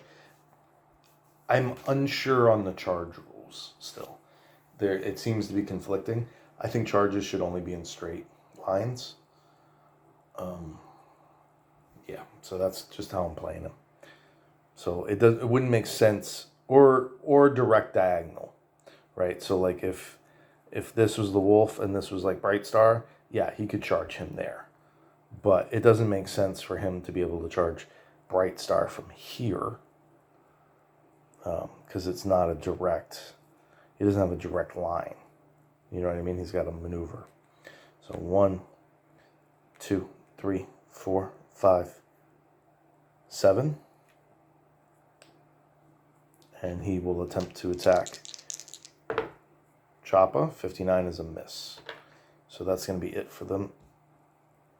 Why was I playing that like I drew it on black? Oh, or whatever. I've already done both. Okay, I guess Choppa's turn. He's not stupid. He's going to attack this one down here. Regular attack. 12 is definitely a hit. For D12, 7 plus 5. Right? So 12 damage. No armor piercing. So this one is left with 1 hit point remaining. He is wounded, but he will attack again. That's a 10, so that's a definite hit. He's obviously going to hit for at least 1 damage. So he kills that wolf. No problem.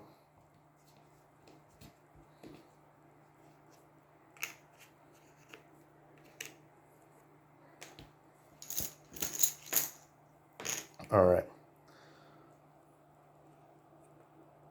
Crasher will see if he's stupid. Nope. 1, 2, 3. And he will swing his axe down on that wolf, and he will hit at 32 for 9 damage, wounding him pretty deeply. 6, 7, 8, 9. That will end his turn. And then Bright Star can actually, he will move 2, 3, and he will stab at that wolf and miss. And then Splitta, 1, will move 1, and then he will attempt to stab with the halberd. And 007 is a hit for 10 damage, killing that direwolf. So they are both defeated. That is worth 160 experience. And 2 rolls on the alchemy. Yes. And yes, so 2 pieces of fur.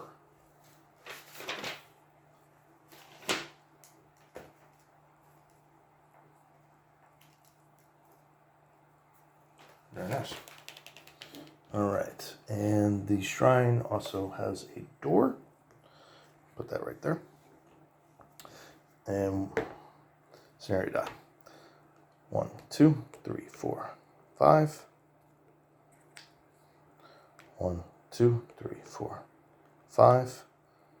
1, 2, 3, 4, 5. And then he will search the fountain, and he rolls a 7.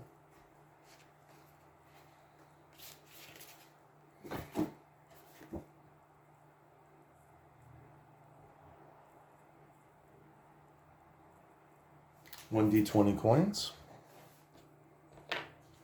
Sprinkled along the bottom of the fountain, 12 coins.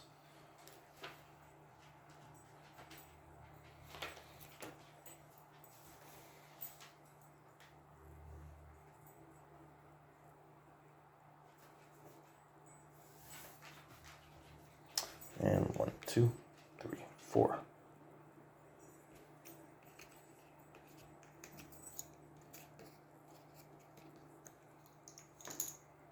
New turn. All right. Everyone except Choppa is going to search the room. That is success. And, oh, yeah, 005. That means treasure room. Very nice. So we roll magical treasure room. I'm going to start treating these as regular rooms. As in, it can spawn encounters, and they can be searched as well. Okay. So that is really cool. So in that case, we're going to move away from that door. Choppa is the only one left. And let's roll for an encounter. 60% chance. There is. And we get a 10. So that is a 40. Mummy. 1 mummy with 1 armor.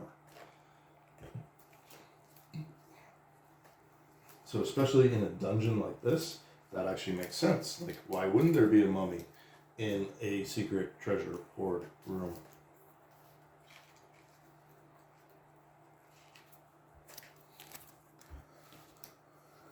So mummy with extra armor.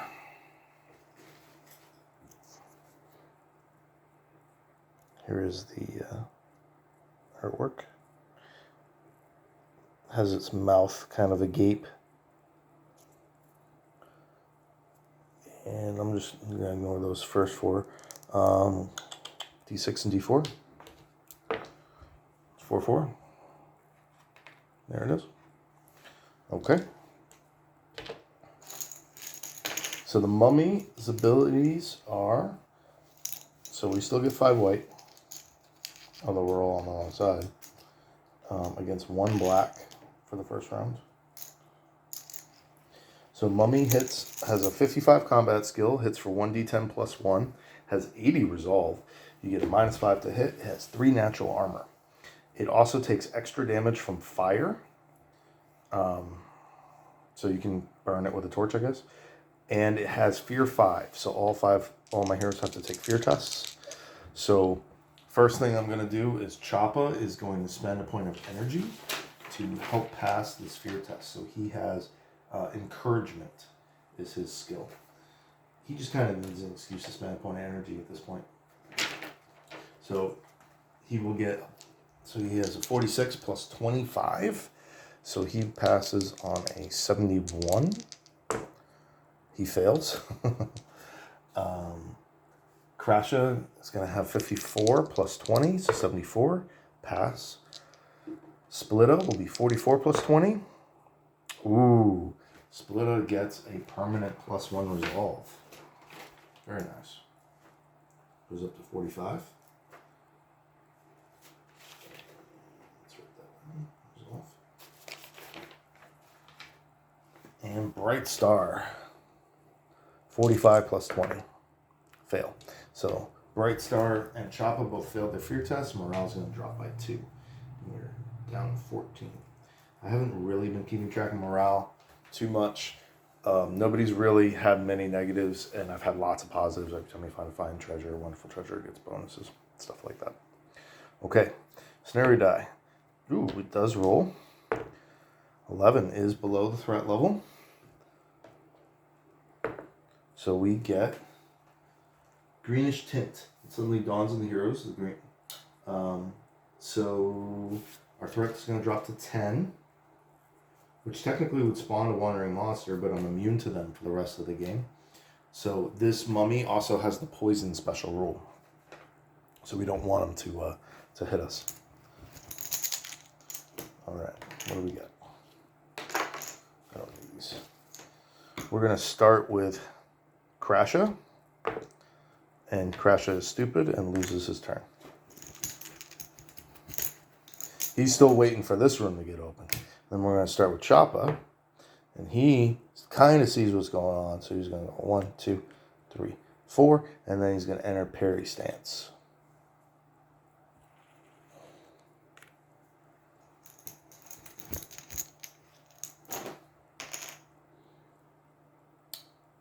Splitta is going to work his way around here. 1, 2, 3. And he is going to enter parry stance as well. If I can find a token. Yeah, here we go. Okay, Mummy. Mummy gets to move forward. It's higher undead. Let me see if I have the... Okay. 1, 2, 3. Doesn't have a regular, it just has a regular attack, so it will attack Choppa. 60 is not good enough to hit.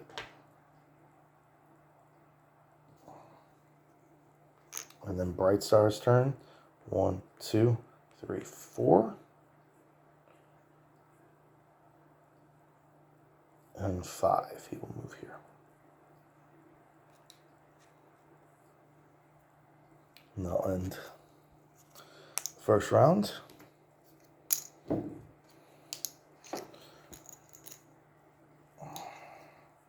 Gonna get rid of 1 white, so we're going 4 white, 1 black. Scenario die. Alright, we're gonna start with Choppa.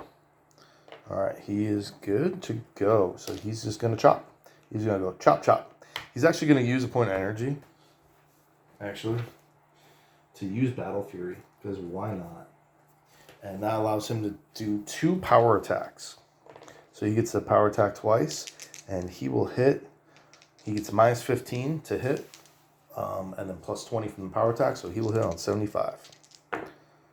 So that's a miss on the first one, and a miss on the second one. Wow.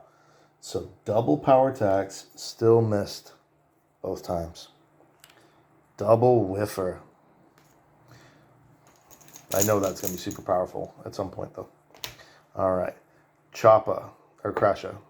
He does get to act. So 1, 2, 3, 4, 5, 6. Puts him in position.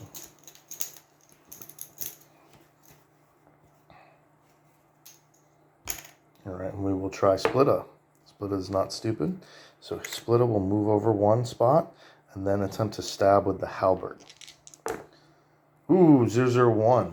Clearly, that's always a hit. And Splitta gets a bonus to his combat skill.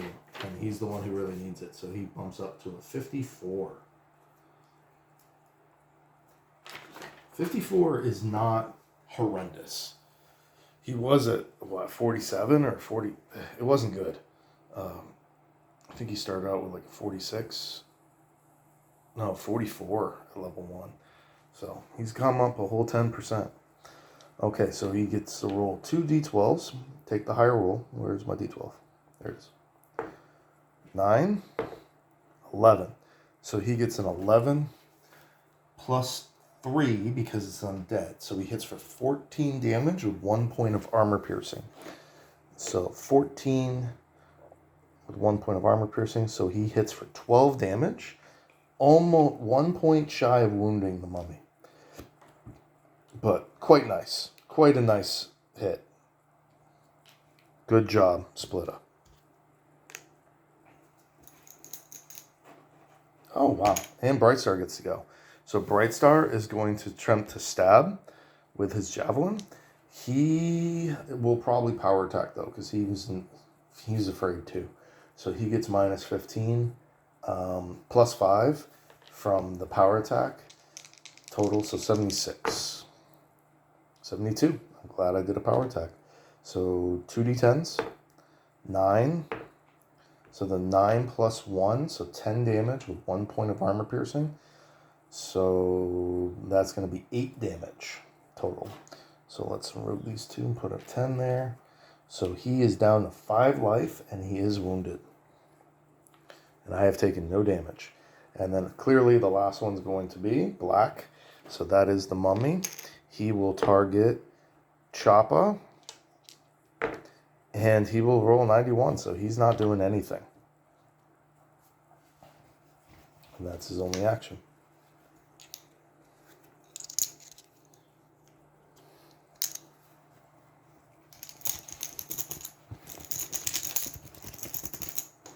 Scenario die. 6.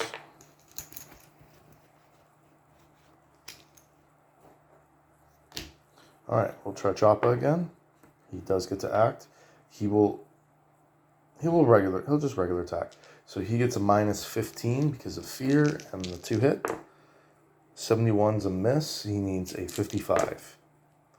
So he double misses. But he is no longer power attacked.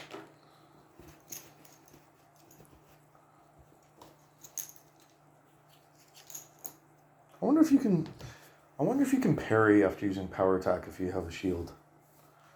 I'm going to guess no. That's for Crasha. He will regular attack because he only gets the minus 5 and he will hit on a 67. 44 is a hit for 2 plus 6 damage with 2 points of armor piercing, so 8 damage minus 1, so 7 damage. So he had 5 life remaining, so he is dead. Oh, I forgot about this extra point of armor up here. Although he only... So, I mean, pretty sure I took him down in 3 hit. I'm going to say that's even because I overkilled him by 3 damage. So this... He got hit in 3 attacks. It might have been 4. I'm pretty sure it was 3. So, I'm going to just count that as dead. That is worth 300 experience. But they're reasonably tough. And a single roll on the tier 3 chart. 4. 4 on a tier 3 is 100 coins. Pretty good. I think I like that tier 3 one. Oh, yeah. Yeah. Tier 5 is obviously the best. But for regular enemies, I think I like tier 3 better than tier 4. You just have a chance at grimoires and scrolls with tier 4. So that's like magic enemies. And alright. He's dead. He's gone.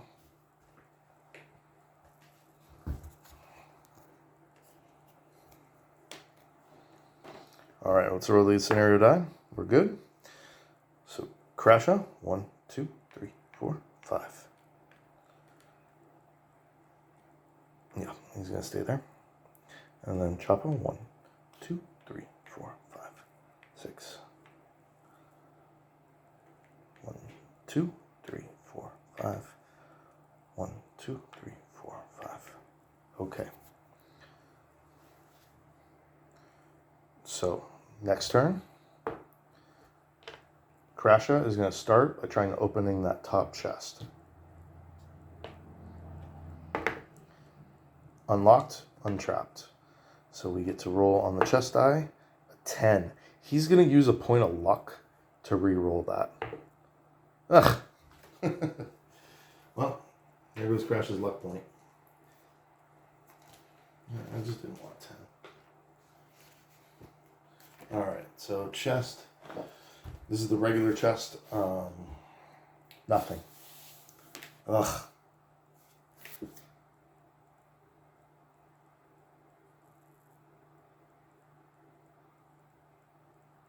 Yeah, you always get something good with the objective chest. So you get 2 objective chests, or 2 regular chests and 1 objective chest. So that was his first action. He's going to cry for the rest of his turn. Choppa's going to go next, and he's going to open the... No, Crasher will continue to open the objective chest. It's fine. That's fine. It's untrapped, unlocked. So he does open the objective chest. He just doesn't have a point of luck for a reroll. 4. Totally fine. This is the objective chest. So 4 is 2 fine treasures and 1 wonderful treasure. Okay. So we get a large backpack. Very nice. Increasing carry capacity by 25, lowering dex by 15. So currently, Crasha does not have a backpack. Everybody else, Splitta and Choppa, have mediums, and Brightstar has a huge. So I think it doesn't matter. I'll worry about that later. I'll do that after the dungeon. Large backpack.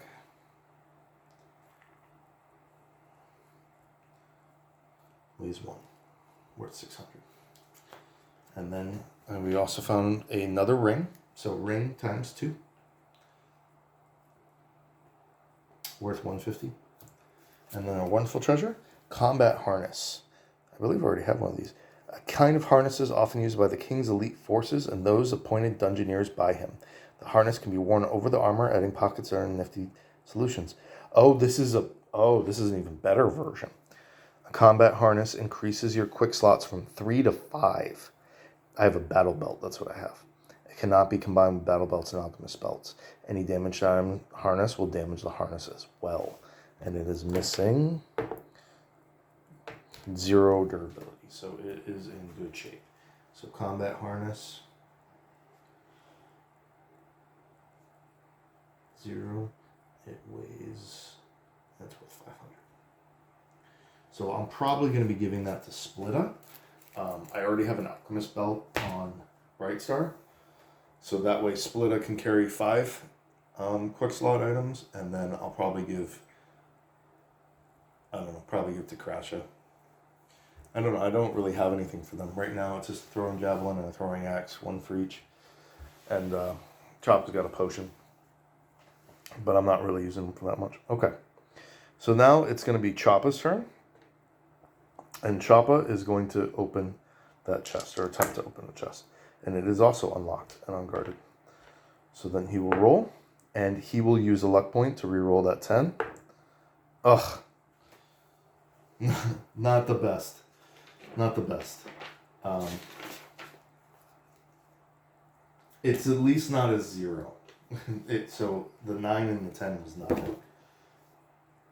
So I get a 1 fine treasure for that. Wonderful treasure. Okay. So throw that on the bottom.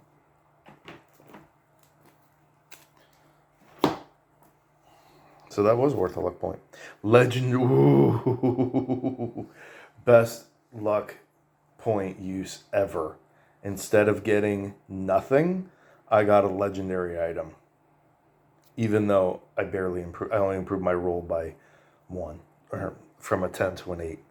Stories of these items are told far and wide. Many people say that they are nothing more. That is crazy. Think about that. I rolled a 10, which is nothing. I used a luck point, get an 8. Now 9 and 10 are both nothing. So an 8 just gives me a fine treasure. The fine treasure gave me a wonderful treasure. And the wonderful treasure was a legendary item. Whew. So like triple upgrade there. Most people say there are nothing more than fairy tales, and maybe some are. Here you stand with one of these objects in your very hands. Roll on the legendary item table to determine what you've managed to find.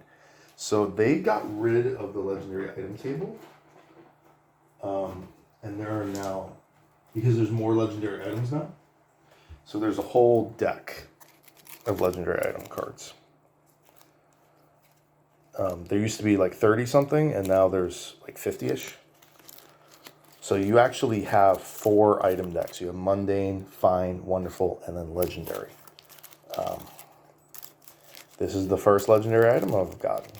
So I'm very excited. These are kind of like unique items. You can get items, I feel like, that are better than these. Like if you, I don't know, you get a magical mithril top knot thing. Like it's basically as good. But some of these have unique abilities that just make them really, really, really good.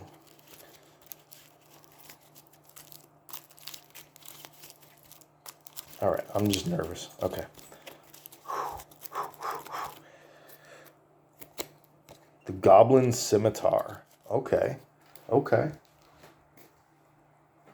What is the Goblin Scimitar? This scimitar once belonged to the Goblin King Semazeld.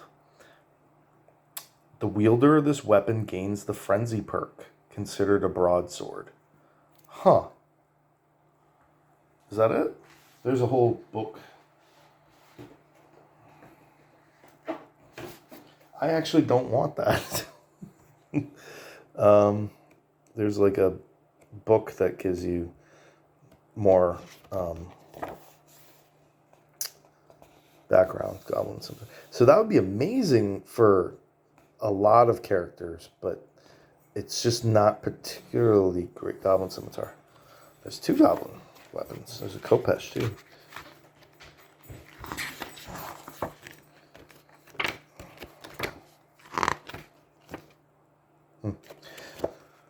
The scimitar once belonged to the Goblin King, Ziathizmeld. He wielded it in his famous last fight against the great elf princess Anithelium Behorn. As elves despise all things of goblin making, Behorn left the blade where the king fell. Whoever or whatever snatched the blade from his withered corpse will never be known, but this artifact continues to crave blood no matter who wields it.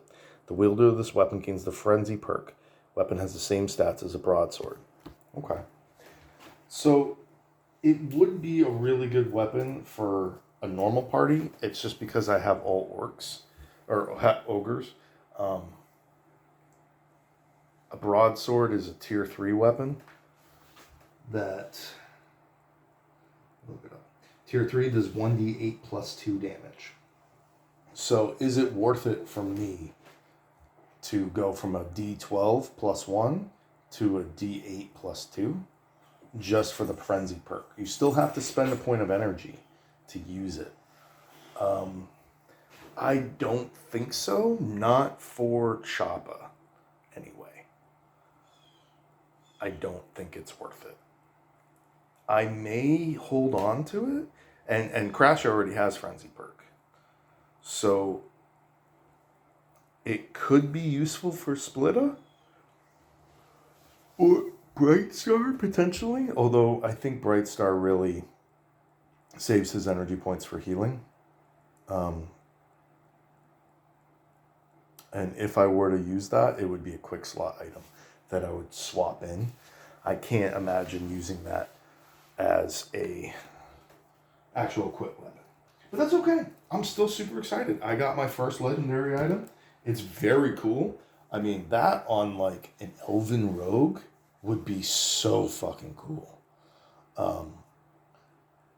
Or a duckfolk rogue, so you could sneak behind the enemy and then now you're double attacking them. You know, you can get 4 backstabs in. Oh, like imagine that on a duckfolk rogue. Sneaks in behind, gets plus 1d6 damage from being behind, ignores all armor. So it would be, so that would hit for 1d8, 1d6 plus 2, which would be what is that? That's 4 to 16. And you could potentially hit for 4 times while ignoring all armor from the back. And that's on a duckfolk. Like, very, very, very cool weapon. I just don't think it makes a ton of sense in a party that's all half ogres. I need more tier 4, tier 5 weapons. But very, very cool otherwise. Anyway, I'm going to search the room with Bright Star and Splitta, see if there's any other treasures we can find. That is a pass, 59. I needed, 66. And I find 50, which I believe is right on the line. 4d20 coins. So I find a small pile of 52 coins as well. Not too shabby. All right. 8. So no, sir. I'm still super excited. Super excited. Don't get me wrong. It's just not something my party can use. But I mean, you know, what if I found a legendary like wizard's hat? You know, I couldn't use that either. You know, there's lots of cool things. That could also be real. I really see that as a good weapon for like an elven warrior, or if you have any kind of melee elven or halfling character of any kind. It would be really good on a rogue, any non-ogre rogue. Or a ranger. That would be a great melee weapon for a ranger to have in their quick slot.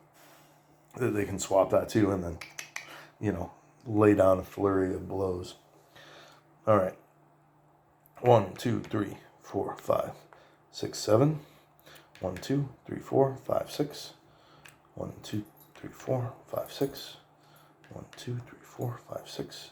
And then this room disappears. All right, new scenario die.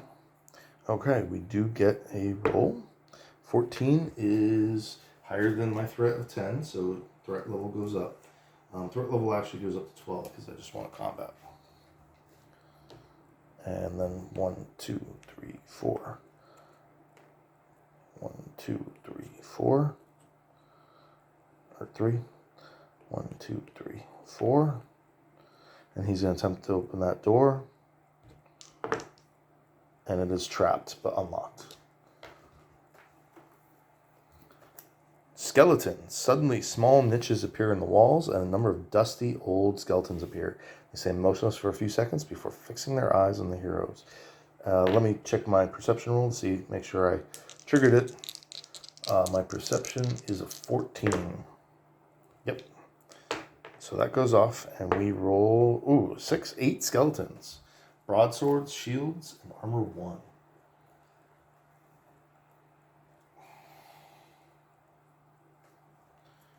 6. I haven't done the skeleton. I seem to get this trap every time. It's not a bad one, though.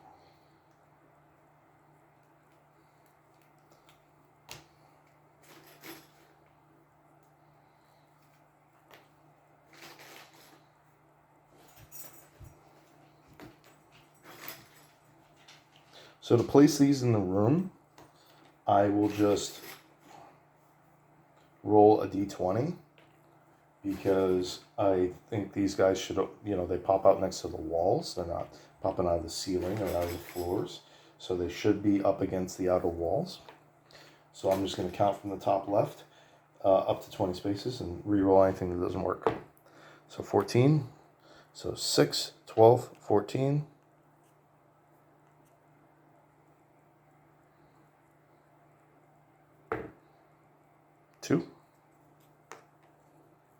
And I know these are archer ones, but they're all melee ones with broadswords.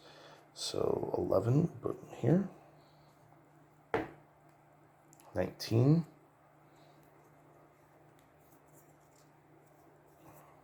Should put them right there. 10.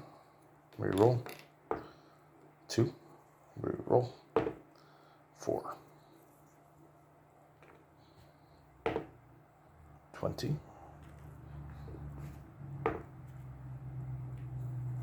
10. Reroll. 12. 7. So 1, 2, 3, 4, 5, 6, 7, 8. Cool.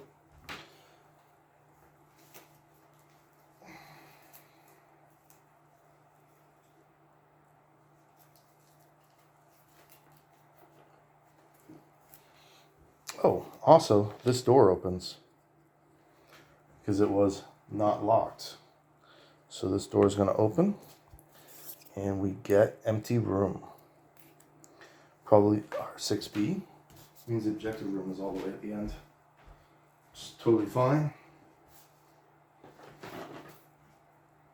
This has been a pretty satisfying dungeon overall.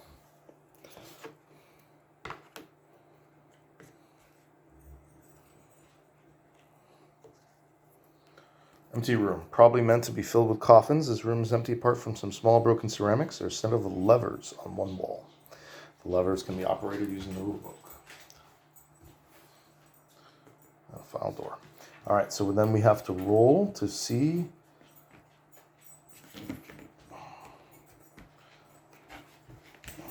if this room is encountered. 58, it is. So then we roll a d20. 10, so that's going to be a 40, which is a single mummy, same as before. Okay.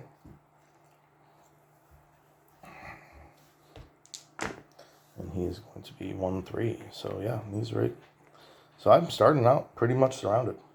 So 1 mummy, 8 skeletons. The mummy has 1 additional point of armor.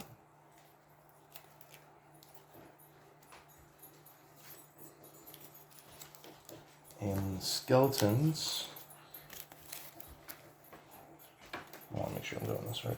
The skeletons start with broadsword, shields, armor 1. Okay,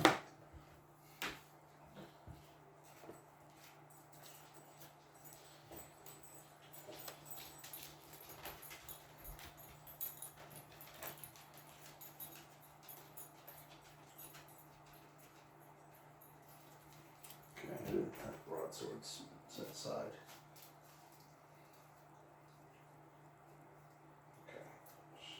I actually really like broadsword as a weapon. 1d8 plus 2 is really nice for tier 3. Okay, longsword is better though. So that's going to be 9 black to 5, technically 5 white. The first round, we'll just do. That's fine. So I did open a door at least. 4, 5, 6, 7, 8. Wow, I actually ran out. I need another black token. I think there's some more in the box. I've just never needed more than that before.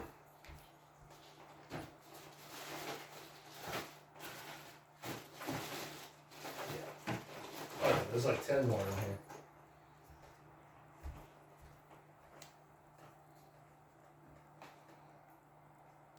Okay. Very cool. First, we'll roll the scenario die. Watch it go off now. All right. 4 against 9.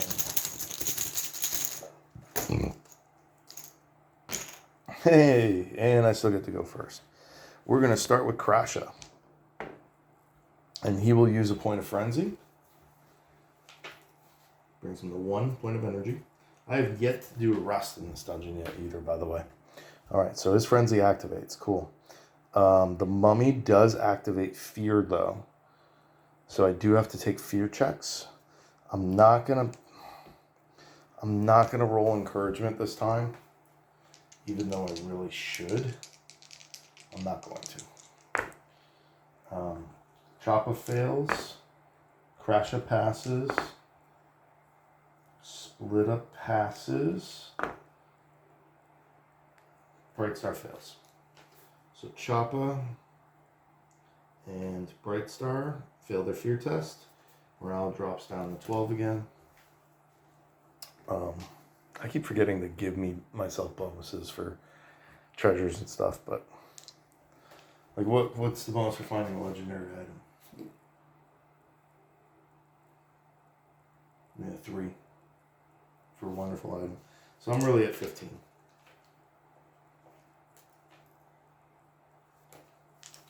Let's see. Okay. Crasha, right here, he's activating, and he's going into frenzy.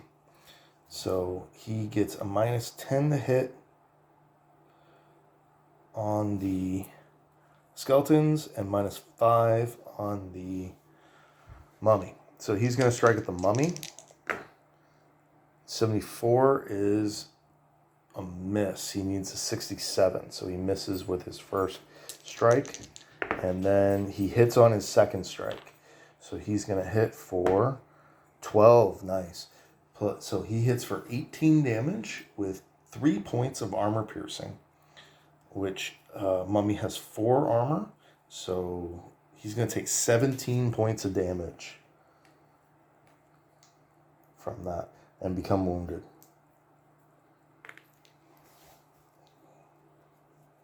Very, very good hit.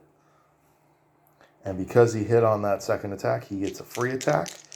And he's going to attack that mummy again. 43 is also a hit. And he hits for 12 again for 17 damage again. So he actually does 34 points of damage, all with just his second action point. So he kills that mummy dead.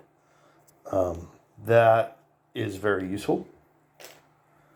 That actually, I believe, removes the fear from the other characters because there is no longer anything that they fear in combat. I believe that's how it works. I'm just going to remove this so it's easier to put tokens down. But the door is still there. It's just there's going to be a lot of token management here. Okay. So these 3 are in melee range already. So we'll randomize between them. So it's going to be this guy down here. And he is going to... Well, we're undead. Okay.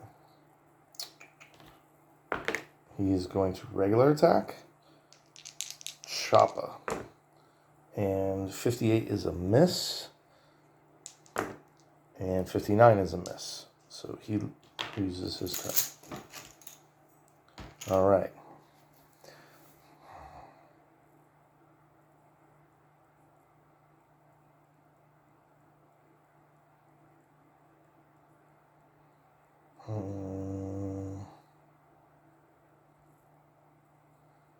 I'm going to go with Choppa. He's not stupid. He's going to attempt to smack this guy right in front of him. I want to kind of... That hit just acted. 009 is a hit for sure. And he hits for 10 damage. Is that right? 5 plus 5, 10 damage. No armor piercing though. So he hits for 9 damage on the skeleton. Oh man. Almost got him. Almost got him. I don't want to just clear out this bottom area for Bright Star. I don't want... He's the only one that's actually in any real danger from these guys. He gets to attack again, though, of course. 63 is a miss, though. Well... Yeah, he needed a 60.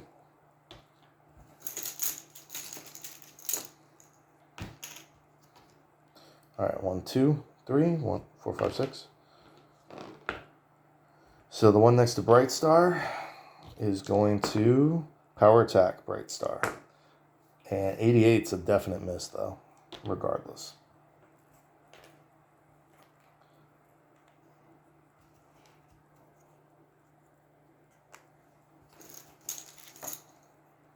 Alright, so then this one up here is going to regular attack. He's going to regular attack Splitta.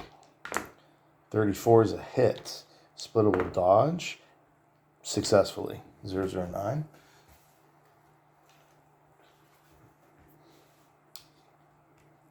And then he gets to attack again, and he will attack Choppa.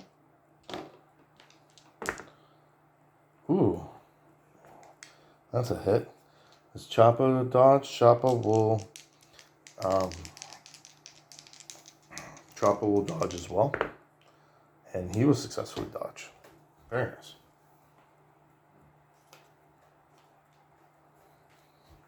So that guy had some murder rolls, but Choppa and Splitta also had some pretty damn good rolls there. All right, sweet. So we get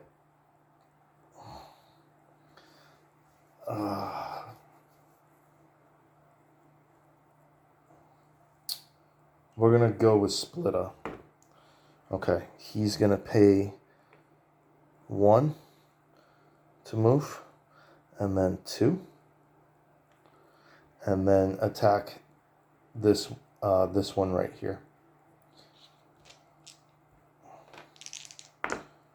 36 is a hit. He needed a 44, and he will hit for D12 plus some stuff. 4 plus 3, I believe. So 7. 1 point of armor piercing. So 7 out of his 10. So he does 7 to this one here in the corner, wounding him.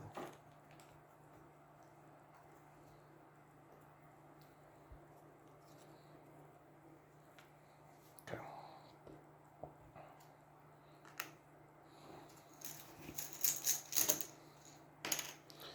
Okay, so this one now gets to act. He is in melee range with Splitta. 62 is a miss, though.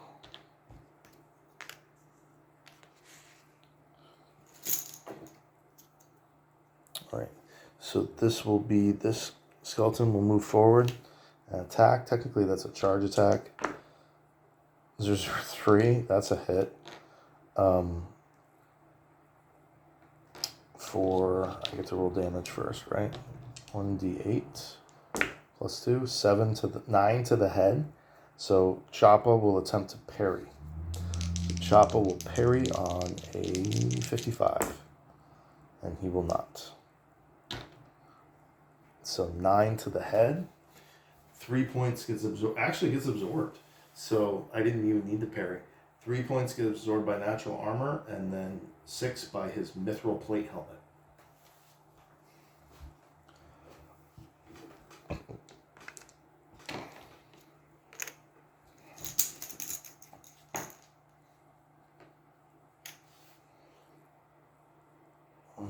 One, 2, 4.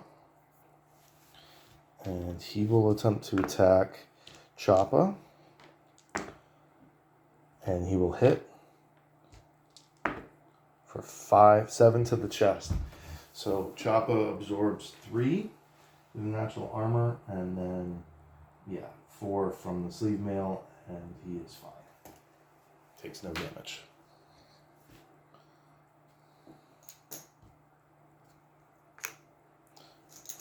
So I'm still drawing because Bright Star hasn't had his turn yet. Okay. So this one will charge Bright Star. And that's a 91. That's a miss.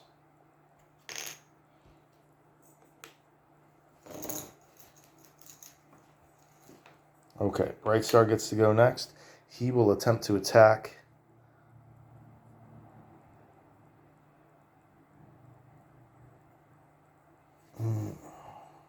No.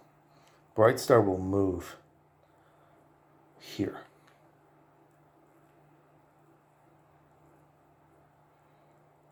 And attack this skeleton.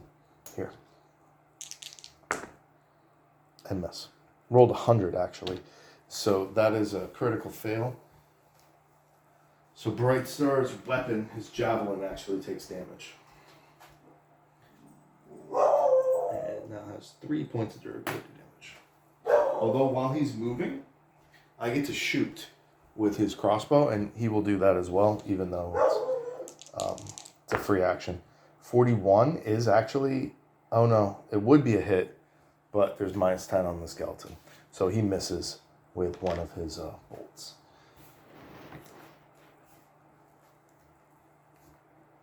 His barbed bolts that miss. Okay. And then this one gets to 1, 2, 3.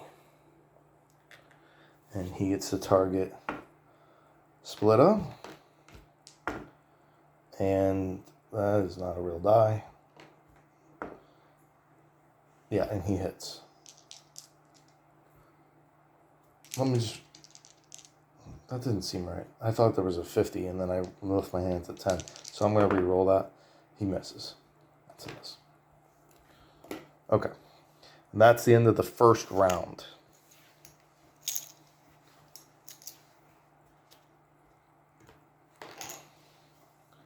So I did not kill any skeletons.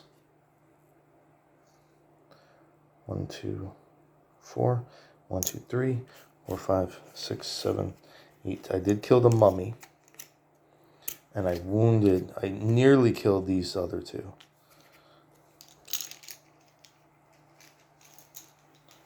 So 4 to 8 as far as tokens. And this one goes away. So first we roll scenario die. It's a 1. Okay. Let me draw. Oh, nice. So we're going to start with Crasha again because he's already in frenzy. So he's going to attempt to attack this guy right back here with a regular attack. It gets -10, but he will hit on 62. And he rolls an 80, so that's a miss. And then with the second action, he rolls a 30, so that's a hit. 4, 3 plus 6, so 9 damage with armor piercing. So he deals 9 damage to this fellow right here. Almost killing him once again, but just not quite. Not quite there. You guys are really close. They're just slightly off. I'm just going to put 8 there. We'll just call it 8 because I'm missing ones. And he does get a second action. He will attack the same guy. 006, that's obviously a hit. And he's going to kill him when he hits him for 18 damage with armor piercing. So this one has now died. Okay. That ends Crash's turn. Alright, so 1, 2. Everyone is in melee range. Every single one of them is in melee range. So we'll just roll a d8. 2. So it's going to be this guy is going to attack Crasha. Will he power attack? He will not. He will regular attack and hit. Crasha has already used up his dodge. So he will hit for 10 in the chest. Damn. Oh no. D8. 4 in the chest. Crash is shocked. Shrugs that off like it's nothing. But that was just his first action. He will 007. Damn.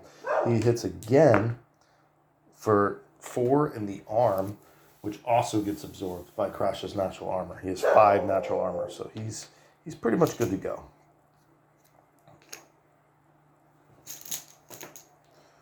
All right.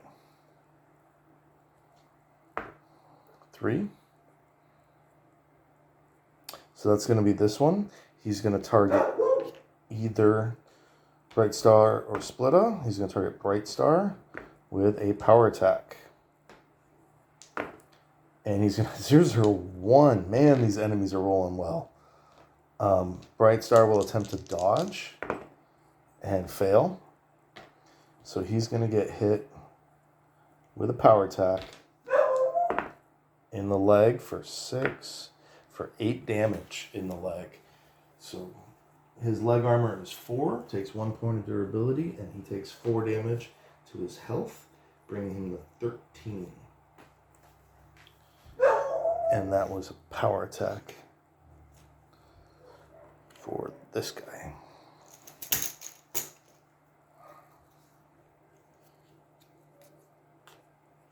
Alright, now we get another black token. So we got 6 left. 1, so this guy up here, he's going to attack Krasha. He will also power attack, and he's 0/5. Yeah, he hits. 4 damage to the chest, which is just going to get absorbed by Krasha's amazing natural armor. Luckily, these skeletons are, like I said, they're not much of a threat except to Brightstar. Even Splitta, they can't do a ton to. So these 3 have acted, these 4 have not. So 1, 2, 3. So this guy is going to attack Splitta with a regular attack. He's going to miss with a 96 and hit with a 42. Splitta has already dodged. And yeah, so you can't parry. So he hits him for 6 damage to the chest. I know. Which does get absorbed by his armor, but it does 1 point of durability damage to his mail shirt. It pierces through the mail shirt, not the padded jacket. And that was for this guy. And he loses that power attack token. Alright. Now we're going to go with Choppa, who is stupid and will lose his turn. My lord. Not great timing.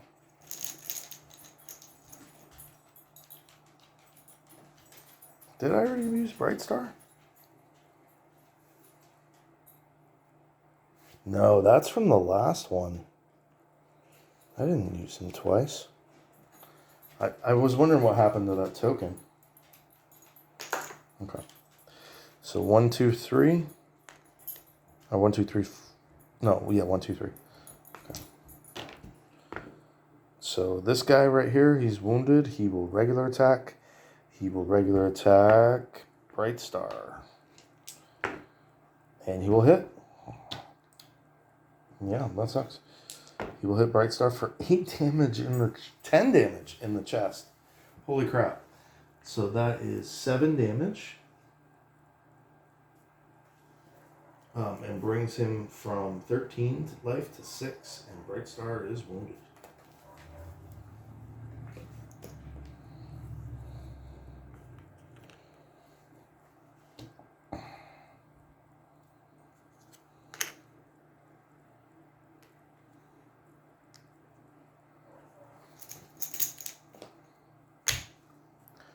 Alright, so we just have this guy who can't get to anybody, so it's going to be this guy. So he's going to regular attack Splitta and miss, and that's his turn.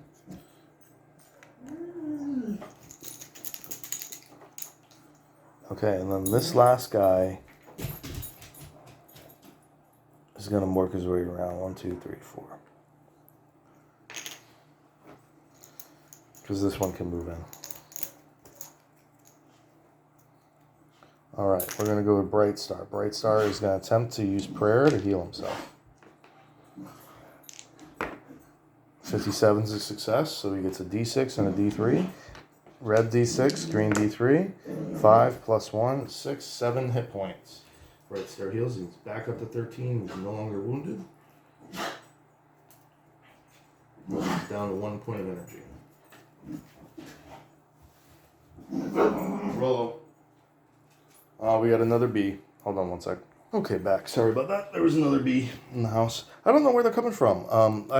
The first bee I've ever seen in the house was last week, and that's the 3rd one today. And I had 1 last week, and I've had 3 so far this week. So I don't know if there's a new nest or hive or whatever in the area. Maybe in the neighbor's yard or something. I don't know. I don't know what's going on. Okay, so Bright Star just healed himself. So he now has 2 actions left. Now, he doesn't have a shield, but parrying still isn't, like, particularly great for him. And he already used up his dodge, I'm pretty sure.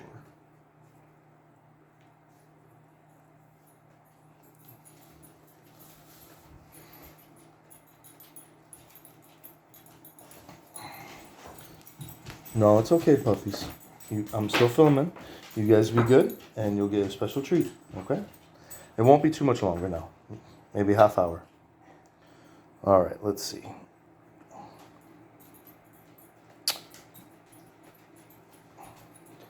Bright Star is going to attempt to attack this guy.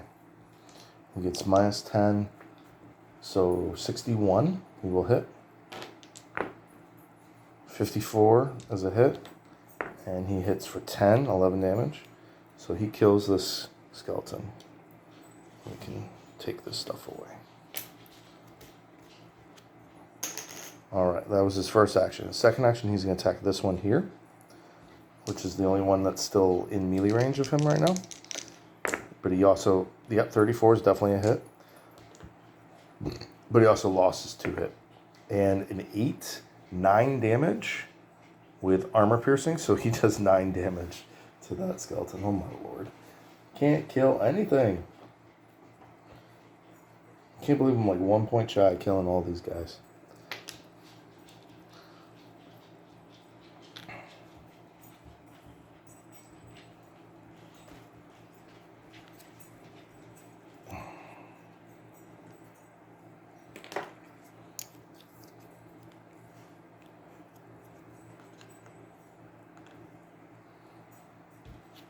And these 2 tokens go up here. They've already acted.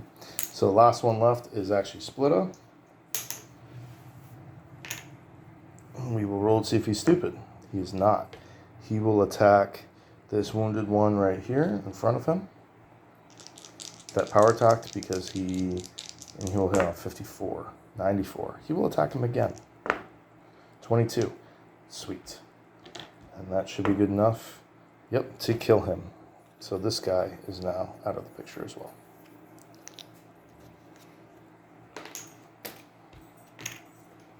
All right, so if I did that right, let's get the 4 white. And we have 3, 5, 5 skeletons remaining.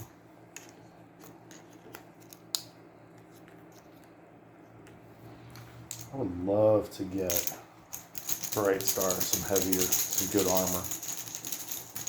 Because, man, he's the only one without... Now, Splitta only has 1 point in natural armor, but Choppa has 3, and Crasha has 5. And Bright Star just... I don't know. Maybe just get him like a heavy chest piece or something. Alright, we're going to scenario die. Should be 5 to 4. Alright, so we're going to start with 1, 2, 3. So it's going to be this first one, this top left. And he will regular attack, Crasha. He will miss, and then he will hit 4 damage to the chest, which gets negated by the natural armor. I'm getting the hang of it. I'm starting to get faster. Alright, 1, 2. So this other one is up here. We'll attack Crasha. He will regular attack. He will miss. Oh, 55 actually might be a hit. No, it's a miss. It's a miss. And then 72 is a miss. He gets plus 10 because of the battle axe, but there to hit it's only 40. So he still needed a 50. Have I been even looking at that?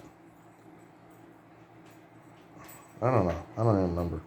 Alright, so the last one in melee combat is going to be this guy down here. So he's going to attack Splitta with a regular attack. 48's a miss, apparently. And that's a 20, so that's a hit. For 10 damage to the chest of Splitta. So He absorbs 1 point from the natural armor. Mail shirt, padded jacket, absorbs another 6, so some durability damage there. And he takes 3 points of damage, dropping to 18. Mostly seems like enemies just destroy your armor. But that's okay. Yeah, he's basically got the best gear he can have right now. I can't really afford mail. Maybe I'll get a mail shirt just for him or something. Or if I find one.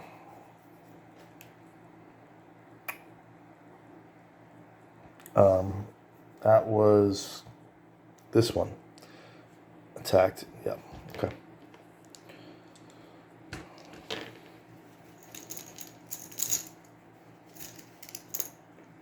Okay. So we will attempt to go with Choppa. He's not stupid. Okay. He will move forward 1 and he will attempt to kill this guy. 74 is a miss.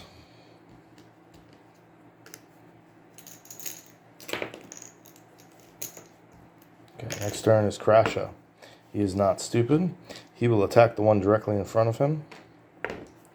And we will miss, and then he'll attack him again. And 002 obviously is a hit. And that also gives him a bonus combat skill. So Crash's combat skill is now bumping up from 72 to 73. Very cool. Alright, and that's a bloodlust hit.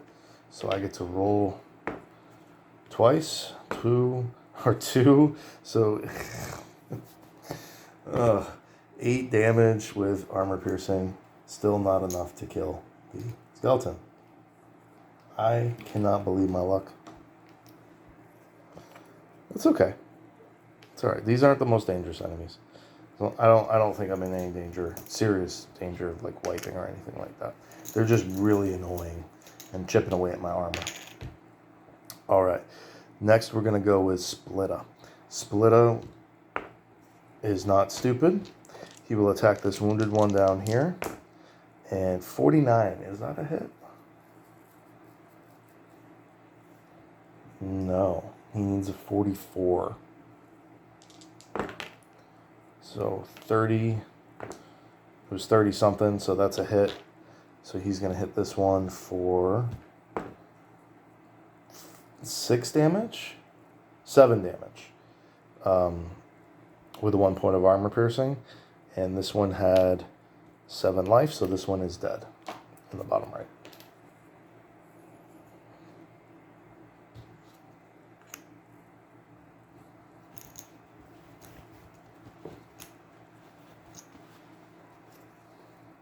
Okay, last one hasn't gone.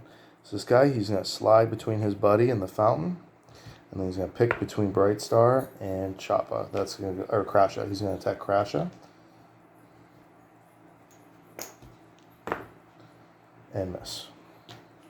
So next turn goes to Bright Star. Bright Star is just going to power attack this guy right in front of him.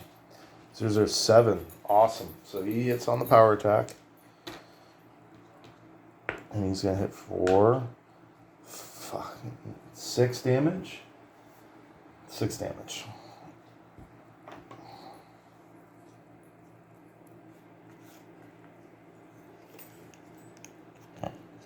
They're getting there. 1, 2, 3. They're down to 4, so it's 4 and 4. 2 of them are wounded.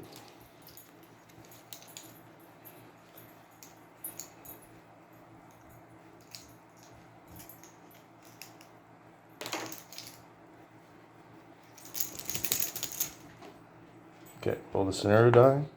It does go off. Oh wow. Took long enough. D20 up here. Yeah, well, it's definitely going off with a roll on a 1. So what do we get? 7. Disarmed. Whether by disarming a move from one of the enemies or due to clumsiness, one random hero drops his weapon. The hero must manage a dex test to retrieve his weapon, spending 1 action to do so. If he fails, he will have no weapon and cannot fight. He may continue to try to pick it up, spending 1 action point per attempt. Okay. 3. So 1, 2. That Splitta has dropped his weapon. Bad job, Splitta. That's not what you want to do. That's like the worst thing you can do. Drop your weapon on the ground during a fight while things are swinging swords at you. You don't want to do that. You never want to do that. Where is dropped weapon? There it is. And that also dropped weapon lowers the threat level by 3. So I'm down to 9. Okay. I'm definitely not going to level up in this dungeon, by the way, either. We'll start with Splitta, I guess, to see if he can unscrew himself. So he will attempt a dex check. His dex is going to be a 39.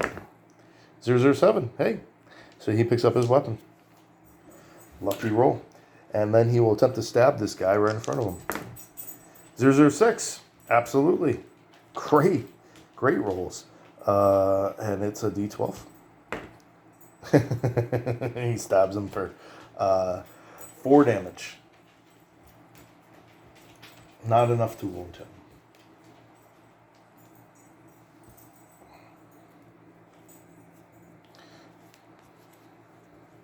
But at least he got his weapon back. Alright. We're going to go with Crasha. And he's going to attempt to kill this guy right next to him. And he hits on a 63. 67's a miss. He will attempt again.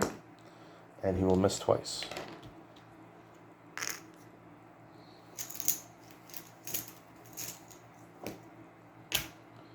Alright. 1, 2, 3, 4. 1, 2. Or actually, because he's wounded, it should be this guy. So this guy next to Splitta is going to go. He's got regular attack. 56 is a miss.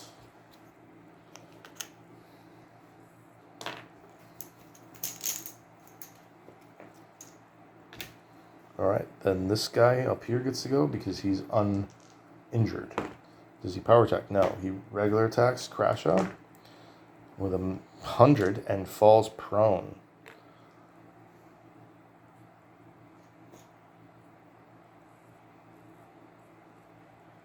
I think I have one of those somewhere. Is that the opposite side of the drop weapon? Maybe.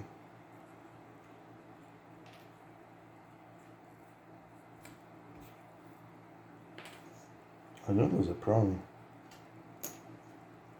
Well, I'll pull one up. Yeah, prone.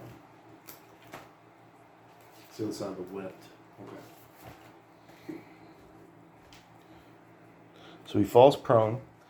That is his first action though, so he does get. Does he have to take a dex test to stand? I mean, he has a dex score. Let me see. I don't know if that's automatic. I know you have to pass the dex score to pick up your weapon. Prone.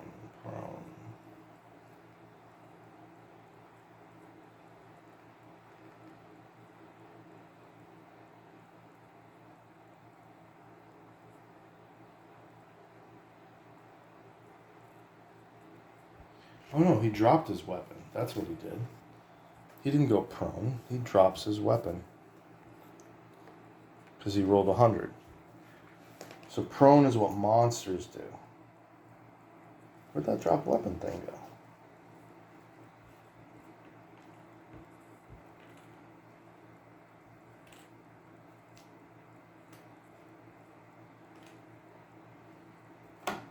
Oh, so this has spell effect, that's why.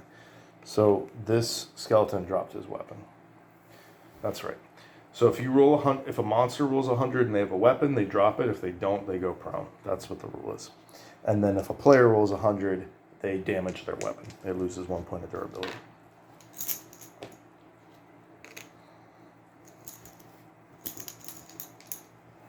I'm getting there. I'm getting pretty close. All right, we're going to try Choppa. Choppa is going to move up 1, and then attack this wounded skeleton. And that's a 98, so that's definitely a miss. And that's his turn.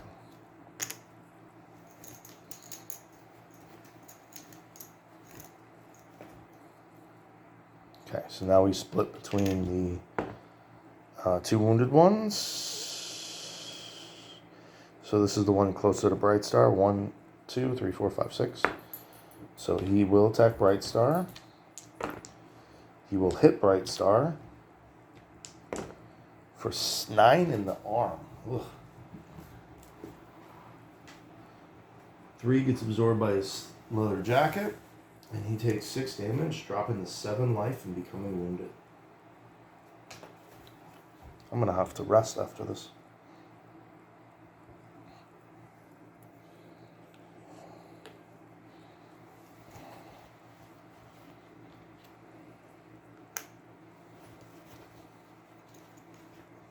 And then this last one up here, he gets to attack Crasher and miss. Now Bright Star gets his turn. He will attempt to pray. 006. He does get his prayer off. So he heals 1d6 plus 1d3 plus 1. D6 will be the red. 5 plus 2 plus 1. So 7, 8 hit points. That was going to restore him up to 15. He is no longer wounded. But he is out of energy. He's down to 0. It's nice having 4 points of energy. No longer wounded, but he will try to stab this guy right in front of him with a power attack. Because I'm sick of them. So, power attack, he's going to hit on a 81. 009. Awesome. Power attack hits. 7. So 8 damage, which is enough to kill this guy. Alright, but he did use a power attack, so he's vulnerable. And that is the end of that round.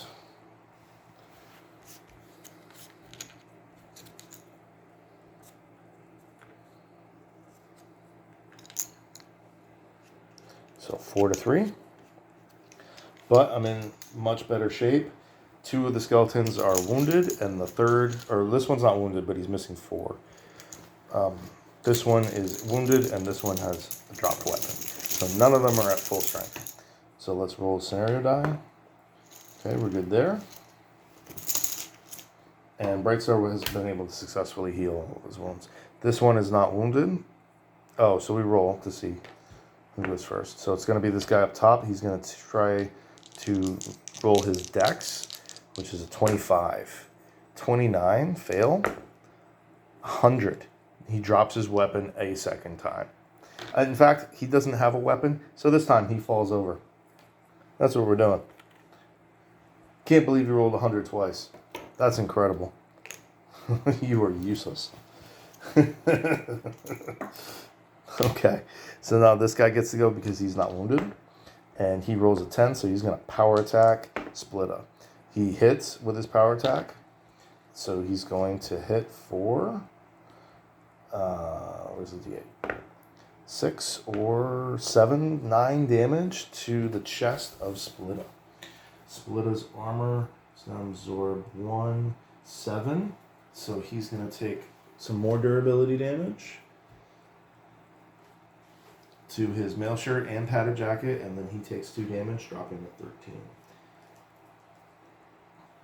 So it seems kind of invincible, but he's 1 point of durability away from his mail shirt breaking permanently, which is a $600 item, which I can't afford to replace. And I have not found any armor so far in this dungeon, so I'm going to only be buying leather and padded armor for the foreseeable future. Mail is... I started buying mail, and it's just too expensive. It's using up all my money.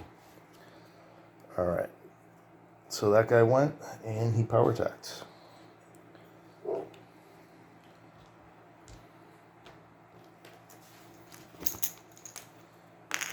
Once you get this down, it actually flows pretty well, considering everything that's going on. I feel like if I tried this in the beginning, I would have really struggled with 13 characters. in a battle, but this has gone pretty smooth. All right, so we're going to go with Crasha once again. He's up top, and he's stupid, and he forfeits his turn.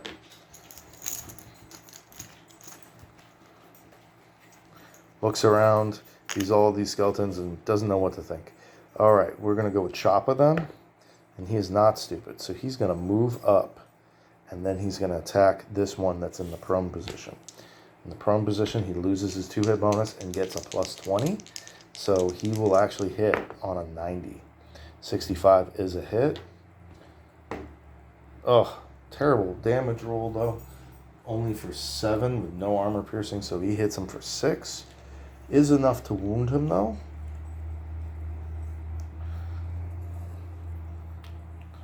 Oh.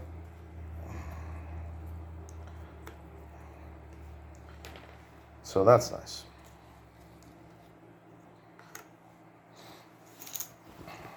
Holy tokens. Alright. So those two have already gone, so it's just this guy left. He is going to attack Choppa for intruding on his territory, and he hits for 7 to the chest. Choppa absorbs 3. He absorbs all 7 without taking any durability damage. That is fine. Okay, so then Splitta is going to take his turn. He is not stupid, and he is going to power attack this guy down here that had already power attacked himself. So he loses his 2-hit bonus, so I will hit on a 74. 69 is a hit. 5, 12, 15 damage, and he kills that skeleton. Actually, he gains that power attack token. Easy peasy. And then Bright Star gets to activate.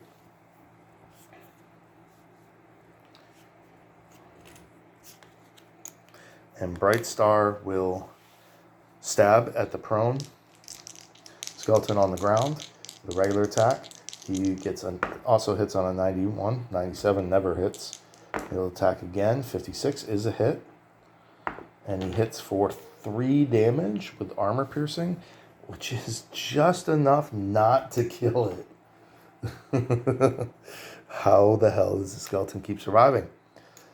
And that's the end of that round. So we're going to have 4 white and 2 black going into this. We're going to roll that scenario die. 7, we are good there. All right, we're going to try Crasha. Crasha is stupid once again and decides not to act. Then we're going to get Choppa. Choppa is not stupid. He will attack this prone guy. He hits on a 90. 53, that's a hit.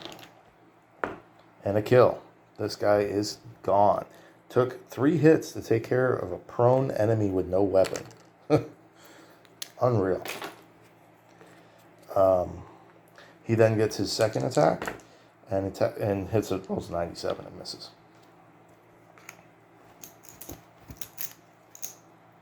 All right, Splitta is going to go next. He's not stupid. He moves 1, and then he will attack. He will hit on a 44. 88 is a miss.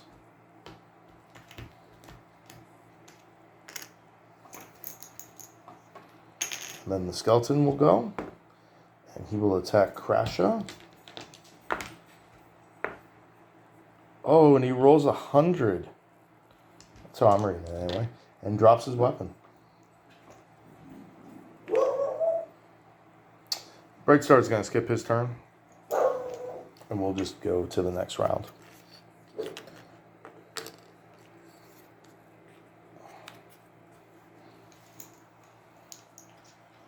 Move 1 black. 4 white, 1 black. Just need 1 hit on this guy. That's it. I don't care who does it. We do get a scenario die. So roll the d20. 17 is higher than 9. So we go up to 10.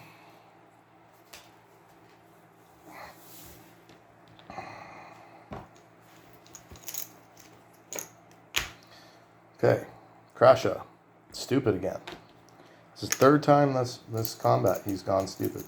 I mean, it's bound to happen sooner or later. This guy's basically harmless. All right, Skeleton is going to attempt a dex roll, pick up his weapon. He succeeds. Wow, wasn't expecting that. With a 14. Skeleton definitely picks up his drop sword. That's pretty impressive, actually. Choppa is then going to move up 1 and then attack. 43 is a hit. And he's going to hit for 10 damage. 9 damage. It doesn't matter. He's dead. He's got 1 hit point. Alright. About time. That took way too long. Alright, so we killed 1 mummy and 8 skeletons.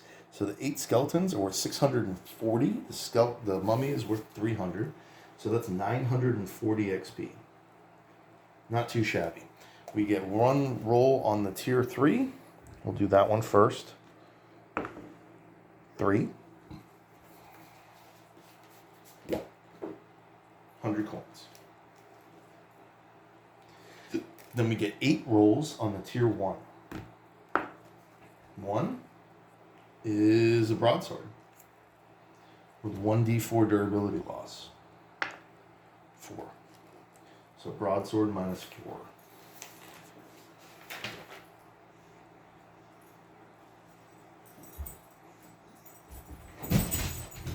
And broadsword minus 4 has a weight of 8. I think I'm just going to leave that there. Well, because 10, 15, 14, 34,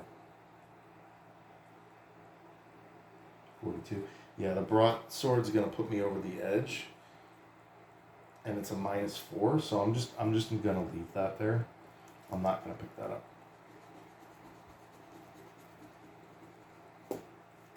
All right, 7 more rolls. I'll ignore that one too. 3 is 10 coins. 4 is another 10 coins. 5 is another 10 coins. Wow. Where are these rolls been my whole life? 6 is nothing. 7 is nothing. And 8 is nothing. 2 broadswords and 30 coins. It's actually really impressive. Yeah. All right. So now we will roll. We'll actually take a rest is the next thing my party's going to do. So resting, they each heal 1d6 plus 3. So Choppa's at full. Now Crasha has healed to full. Splitta has healed to full. And Bright Star has healed to full. So everybody's hit points are all the way up. And then Crasha gets to heal D6 energy. So Crasha's at full energy. Bright Star gets to heal D6. He gets a 6, so he's at full energy. And then Choppa gets to roll a D3, or he has a 50% chance of 1 energy. So 1 to 3. So he restores 1 point going up to 2. Awesome for that rest. And then we roll a D100, and it's going to be 5% plus the threat roll. Where's the D10? Oh. And our threat is currently a 10, so 15% of an ambush. 85, no ambush, we are good. All right, so the door is going to come back, and we're going to move forward. 1, 2, 3, 4, 5, 6. 1, 2, 3, 4, 5, 6. I forgot about the switches. 1, 2, 3, 4. 1, 2, 3, 4. 5, 6. Okay. That's that turn. No event. So we're going to draw levers. So there are 2, so 3 red, 1 black. Oh, look at that. I had a spell card mixed in there. 3 red, 1 black.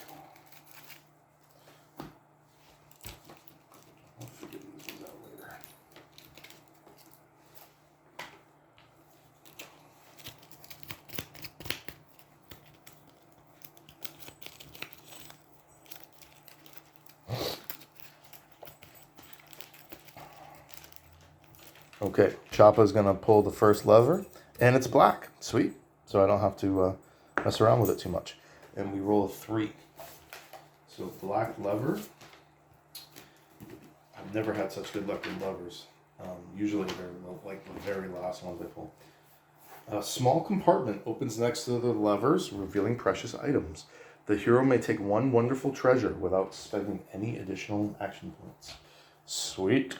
So I get a wonderful treasure card. Plate armor. Ooh. A piece of plate armor used but in pretty good shape. Super exciting. It's only my second piece of plate. And I found a helmet. Same as I already have. And it's missing nothing. In perfect shape. So the only other person who can wear a helmet is Bright Star. So I'm going to give that to him right now. Swap out his padded cap for a plate helmet. So he now is going to add a padded cap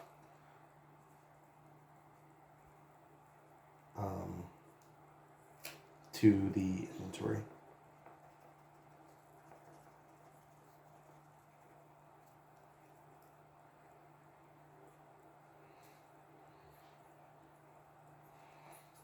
So a plate helmet has a defense of 5 with an encumbrance of 5. So that's going to up him to a 44.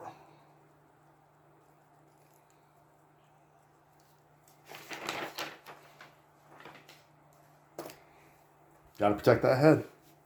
Sweet. So I will use my other 3 characters to search the room.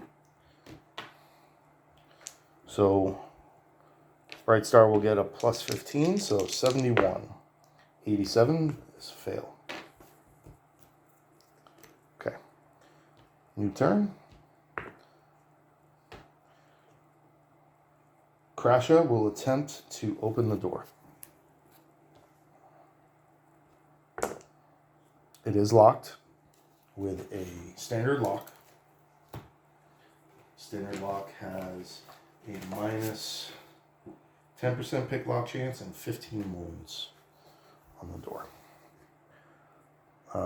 We're just going to kick it in. I don't really care. So his first action was that, and then his second action, he will smash the door with his axe, doing 9 damage to it, and then Choppa will move up and he will smash it with his longsword, doing 14 damage, opening that door to what can only be the objective room. Very cool. All right, so the objective room in this dungeon is the Great Crypt. That's a special tile. So I gotta dig that one up real quick. It's one of these long ones.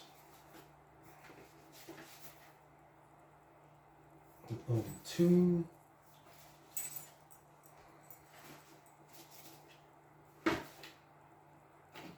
There it is.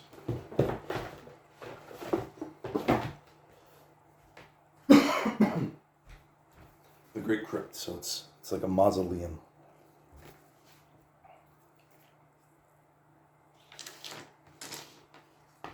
Yeah, I even managed to fit the whole dungeon on the board.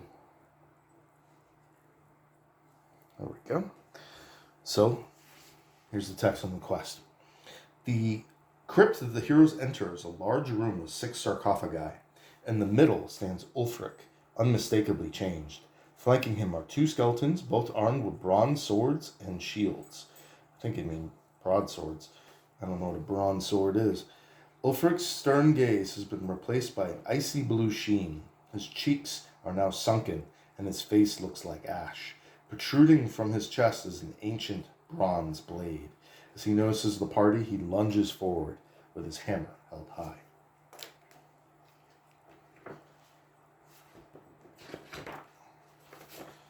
All right. Ulfric in the middle. So, does Ulfric have a... So, some of these quest monsters have standees, some don't. It's kind of hard to know. Should be in the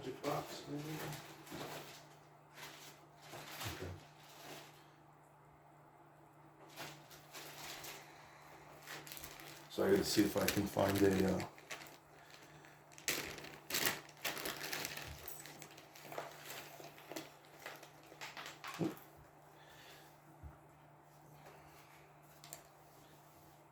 So some of the quest mods, so this bag here, all these are just quest monsters.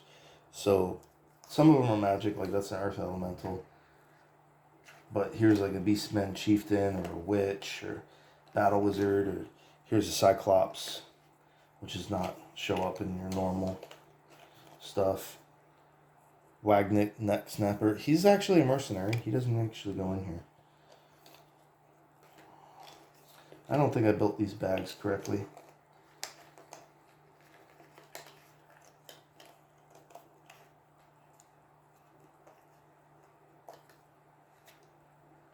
Yeah. I gotta redo some of these bags. Okay. Like Cyclops, I don't think actually goes in here. I think that's like a Eastman thing.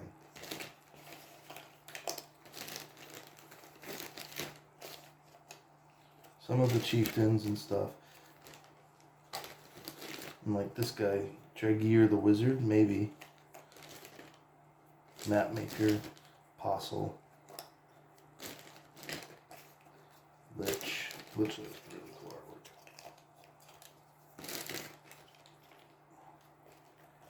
Alright, so I'm going to open up the Mercenaries bag, and if I don't find Ulfric in there, then I'm just going to use a standard War Priest.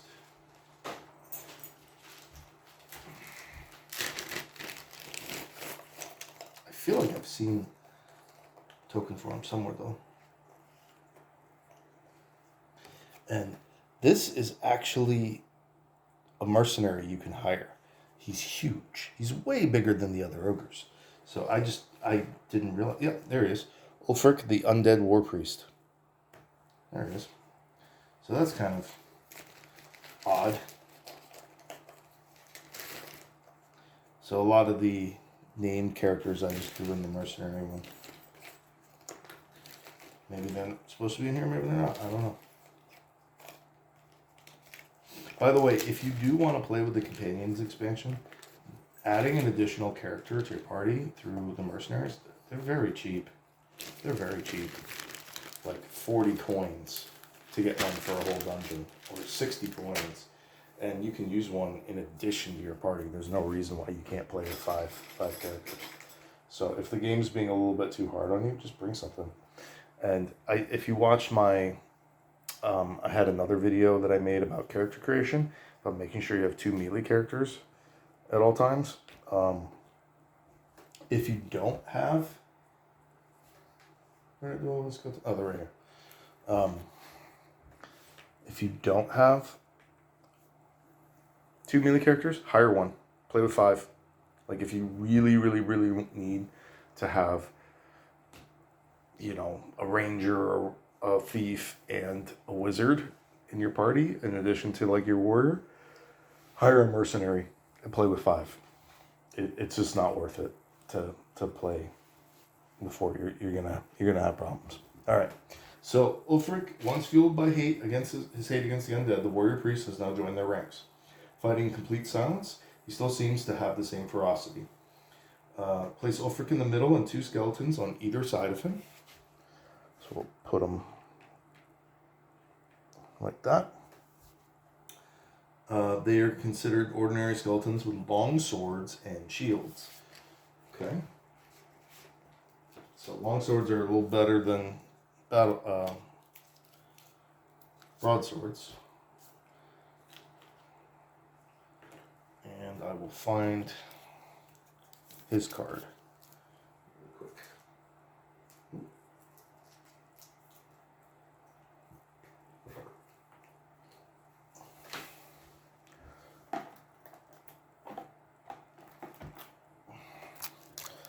These are all the quest monsters.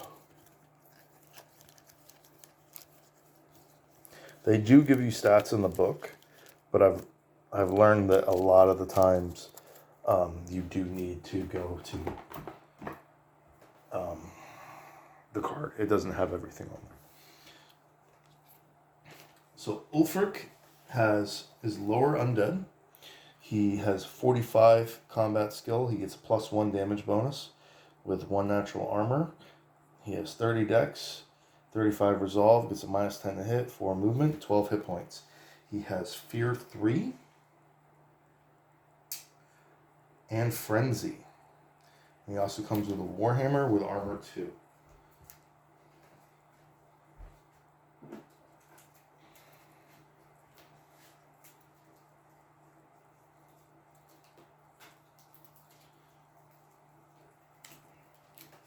They went more with the war part of the war priest, I guess.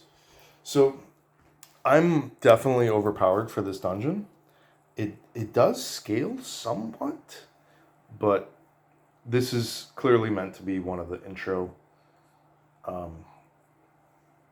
Dead Rising campaign's supposed to be one, on the easier side, so it's very reasonable to play spring cleaning, have that special encounter table, and then to play this mission with it being your first using the real encounter table. So he's not particularly strong. He's just got 12 hit points. I mean, I'm probably going to one-shot him. So that's fine. Yeah, so battle. Battle begins. Okay, it's going to be 4 to 4 in terms of tokens. 4 white, 4 black. I'm glad I got that one little epic fight in there at the end, because this was going really easy. And then I got that treasure room, I got that legendary item, and I got that epic fight with the mummy and the 8 skeletons. So that was really cool. All right. We're going to start out first. We're going to... well, he causes fear, but it's level 3, so I get to ignore all the fear rules. I'm too high level for skeletons. So we're going to go with Choppa. He's going to go 1, 2, 3, 4, and he's going to enter parry stance. As long as he wasn't stupid. He was stupid. So he loses his turn all the way back here.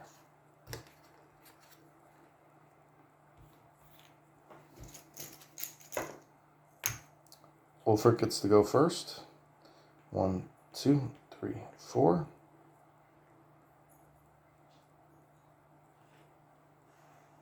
He's considered lower undead. He doesn't really have intelligence. Yeah, I mean, he can't parry or anything, so he just moves into combat range. So Choppa, or Crasha's going to go. He's not stupid. He's just he's going to power attack and just lay down the law. Ulfric, I'm sorry. You need to get put out of your misery as soon as physically possible. So I get a -10 to hit with a +10 or +20 from power attack. So I'm going to hit on 83. 31. No. 3. Oh, he's so lucky. 3 plus 6 with 9 damage with 2 points of armor piercing. So 8 damage to Ulfric, wounding him.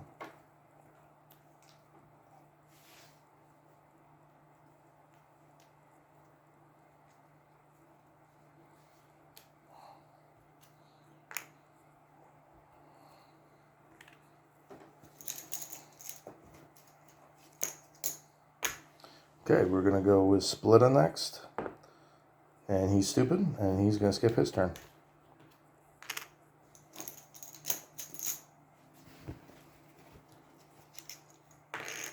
Okay, 1, 2, 3, 4. And then he's going to attack. He's going to attack Crasha. And miss. And then we get Brightstar. Brightstar will move 1, 2, and he will attack Ulfric. 60 is a hit. Yeah, 60 is a hit. He's using a Warhammer, especially, so it hits on 71. And he hits for 2 damage with 1 point of armor piercing. So that actually gets absorbed by Ulfric's armor. Good job, Ulfric. And then that skeleton is going to be the going last, so he's going to go 1, 2, 3, 4.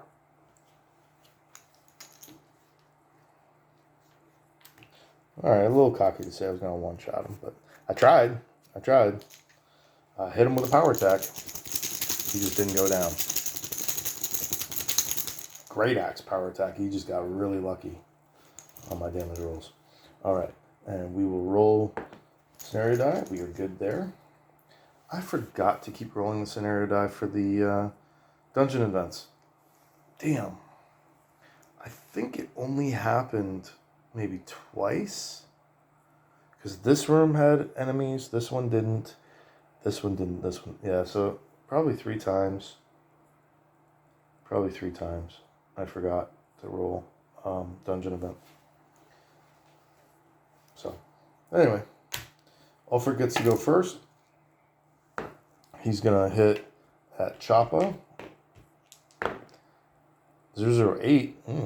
So that's a hit, and he hits for 2d6. So for 7 damage, 8 damage. And stuns Choppa, hitting him in the chest, which does get absorbed, but it does 1 point of damage to his scale mail.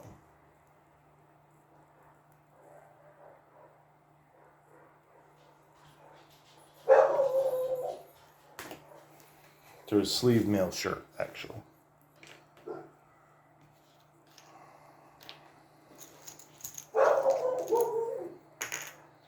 Alright, and it stuns him, so Choppa loses 1 action point.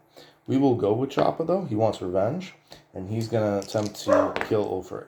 63 should be a hit. Yes, 63 is a hit. Oh, and a 1. 1 plus 5, so 6 damage with no armor piercing. So 3 damage to Ulfric, leaving him with 1 hit point.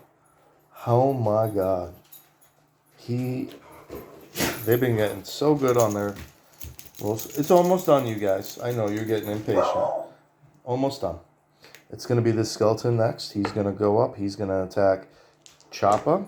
He's going to miss. Oh, I'm sorry. I got to roll first. He will power attack. And then he will still miss. Because he's attacking Choppa. If he was attacking Crasher, that would have been a hit.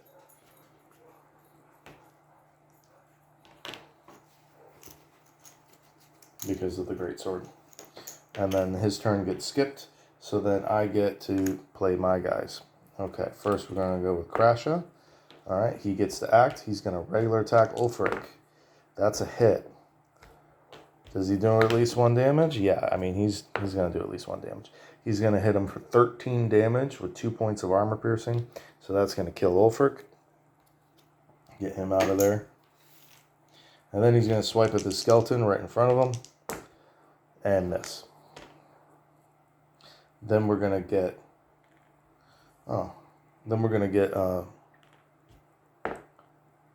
Splitter. He's going to move up, and he's going to use his halberd to try to skewer that skeleton. And with the 006, that's a hit as well. And he hits for 9 plus 3. So he hits for 12, and he kills that skeleton.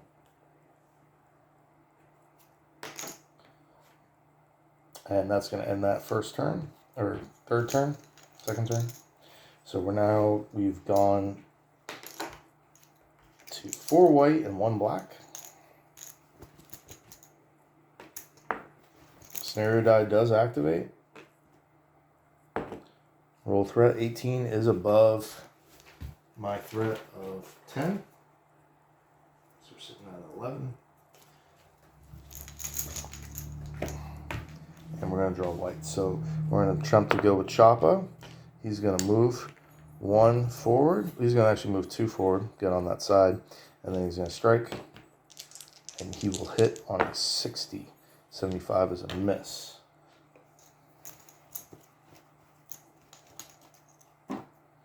Then we're going to get Crasher. He's not stupid. He will charge. And he will hit on a 73. 32 is a hit. And man, these damage rolls. 8 damage with 2 points of armor piercing. Not enough to kill, but definitely enough to wound. It's okay. 9 I know you're getting impatient. It's okay. 15 more minutes. 15 more minutes, and then you'll get a special treat. But you gotta be good. You gotta be good. Split his turn. I'm hurrying it up. He's gonna move forward, and he's gonna strike with his halberd. He's gonna hit on a 44. He misses. And then Bright Star is gonna move up too, and he's gonna strike, and he's gonna hit on a 61. He does hit. Oh, for 10 damage. Actually 11 with armor piercing. That's going to kill that skeleton. Awesome. So that's it. That combat is done. We can read the aftermath now. So in addition to the two skeletons, so 2 skeletons are worth 160. Ulfric's worth 140, so that's another 300 experience. And I get 2 rolls. Oh, I forgot about the parts. So I get tier 1, 3, and 9. So the 3 is going to be 10 coins. And the 5 is going to be nothing. And then Ulfric, I get a roll on the tier 2 chart. 6 is going to be nothing. But I did forget, I get bone meal as an alchemy ingredient. From skeletons. I killed 10, so I'm going to roll 10 times, right? Anytime I roll under a 52 is a success. So none, success, that's it. So that's an exquisite success. So bone meal. All right, so 2 was exquisite. 3 was a fail, 4 was a fail, 5 was a fail, 6 was a pass, so 1 good, 1 exquisite.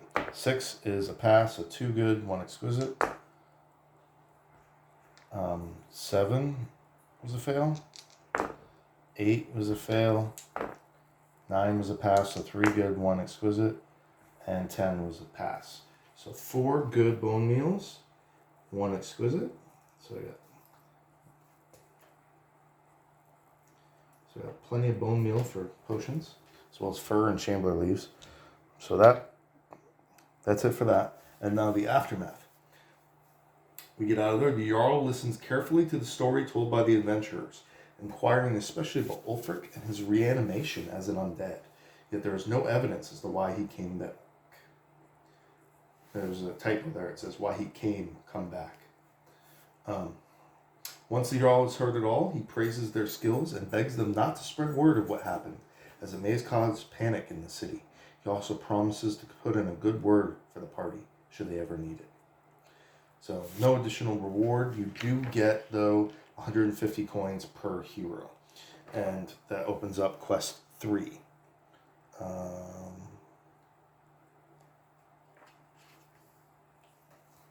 will read that in a second. Yeah, why don't we read that? Why not? So I also get 600 coins. So that's not bad. So it looks like a few items. We'll just do our quick wrap up. So I got a silver longsword, which allows me to hit ethereals and undead. 5 lockpicks. I got a magical amulet of luck, +1 luck. I have to get that identified. I got a magical nail coat of +5 dodge, which is worth a couple thousand, a little over 2,000. That also needs to be identified. I have a Warhammer -1. 2 rings worth 150. And I found a large backpack to give one of my characters more carrying capacity, and a combat harness which will move a character from 3 quick slots to 5. So some pretty good items there. Definitely some pretty good items. As far as experience, we're looking at 900, 1400, 1740, 1900, 2200, 3140, 3,340 experience total. Not a bad total, but once you hit level 4, you need an additional 15,000 to level up. So I'm still about 10,000 experience shy of hitting level 5, which is good. I'm glad it slowed down. It was going a little too fast for me. And for coins, 66, 76, 88, 188, 240, 340, 380. 380 plus the 600, so I ended up with 980 coins. So that's a good amount too. So not too shabby actually for a quick dungeon. It's a decent amount of experience, almost 1,000 coins, and some really good items. Some of which I'm probably going to sell. The rings, the Warhammer, and are definitely going to get sold. And that mail coat, actually, I think I'm going to end up giving that to Brightstar. Give him that, give him an extra 5 dodge and all that. So I just wanted to read quest. So that completes quest 2 of the Dead Rising campaign. And then as far as quest 3 goes, I'm going to just read the intro for it. A couple of days after the descent into the old mausoleum, the adventurers are relaxing at one of the city taverns when they overhear an upset burly man complaining about the state of things. One can't travel these roads no more. Not a single one of my caravans has come through during the last fortnight. After listening a while to the merchant, it becomes clear that caravans have all been raided by highwaymen. One of the heroes walks over to the merchant and strikes up a conversation. A few minutes later, a deal is settled. The party will deal with bandits in exchange for coins. Digging around for more information in the merchant's quarters, it becomes clear that all attacks have happened close to the old ruined fort, which is located a few days southwest of the city. One curious detail recurs in the merchant's stories. When found, all wagons were completely smashed up, as though they had been tossed in the air and smashed against the ground. Furthermore, no trace had been found of the wagon's crew. No further details seem to explain this oddity, but perhaps time will tell. Checking their gear, they prepare for their trek to the ruins. So that is going to be at White 34, which I believe is right around here. There's 33, 40, yeah, 34. So it's kind of in the woods near Civil City. Rochdale is kind of on the way, so I'll probably stop there first, see how that goes. Special rules: start with level reaches 10, one your monster will appear. And this dungeon is going to have 6 corridors, 6 rooms, and you get 200 coins per hero, so 800. And it's bandits and brigands as your enemy. So, and there are, I believe, 4 quests. 5.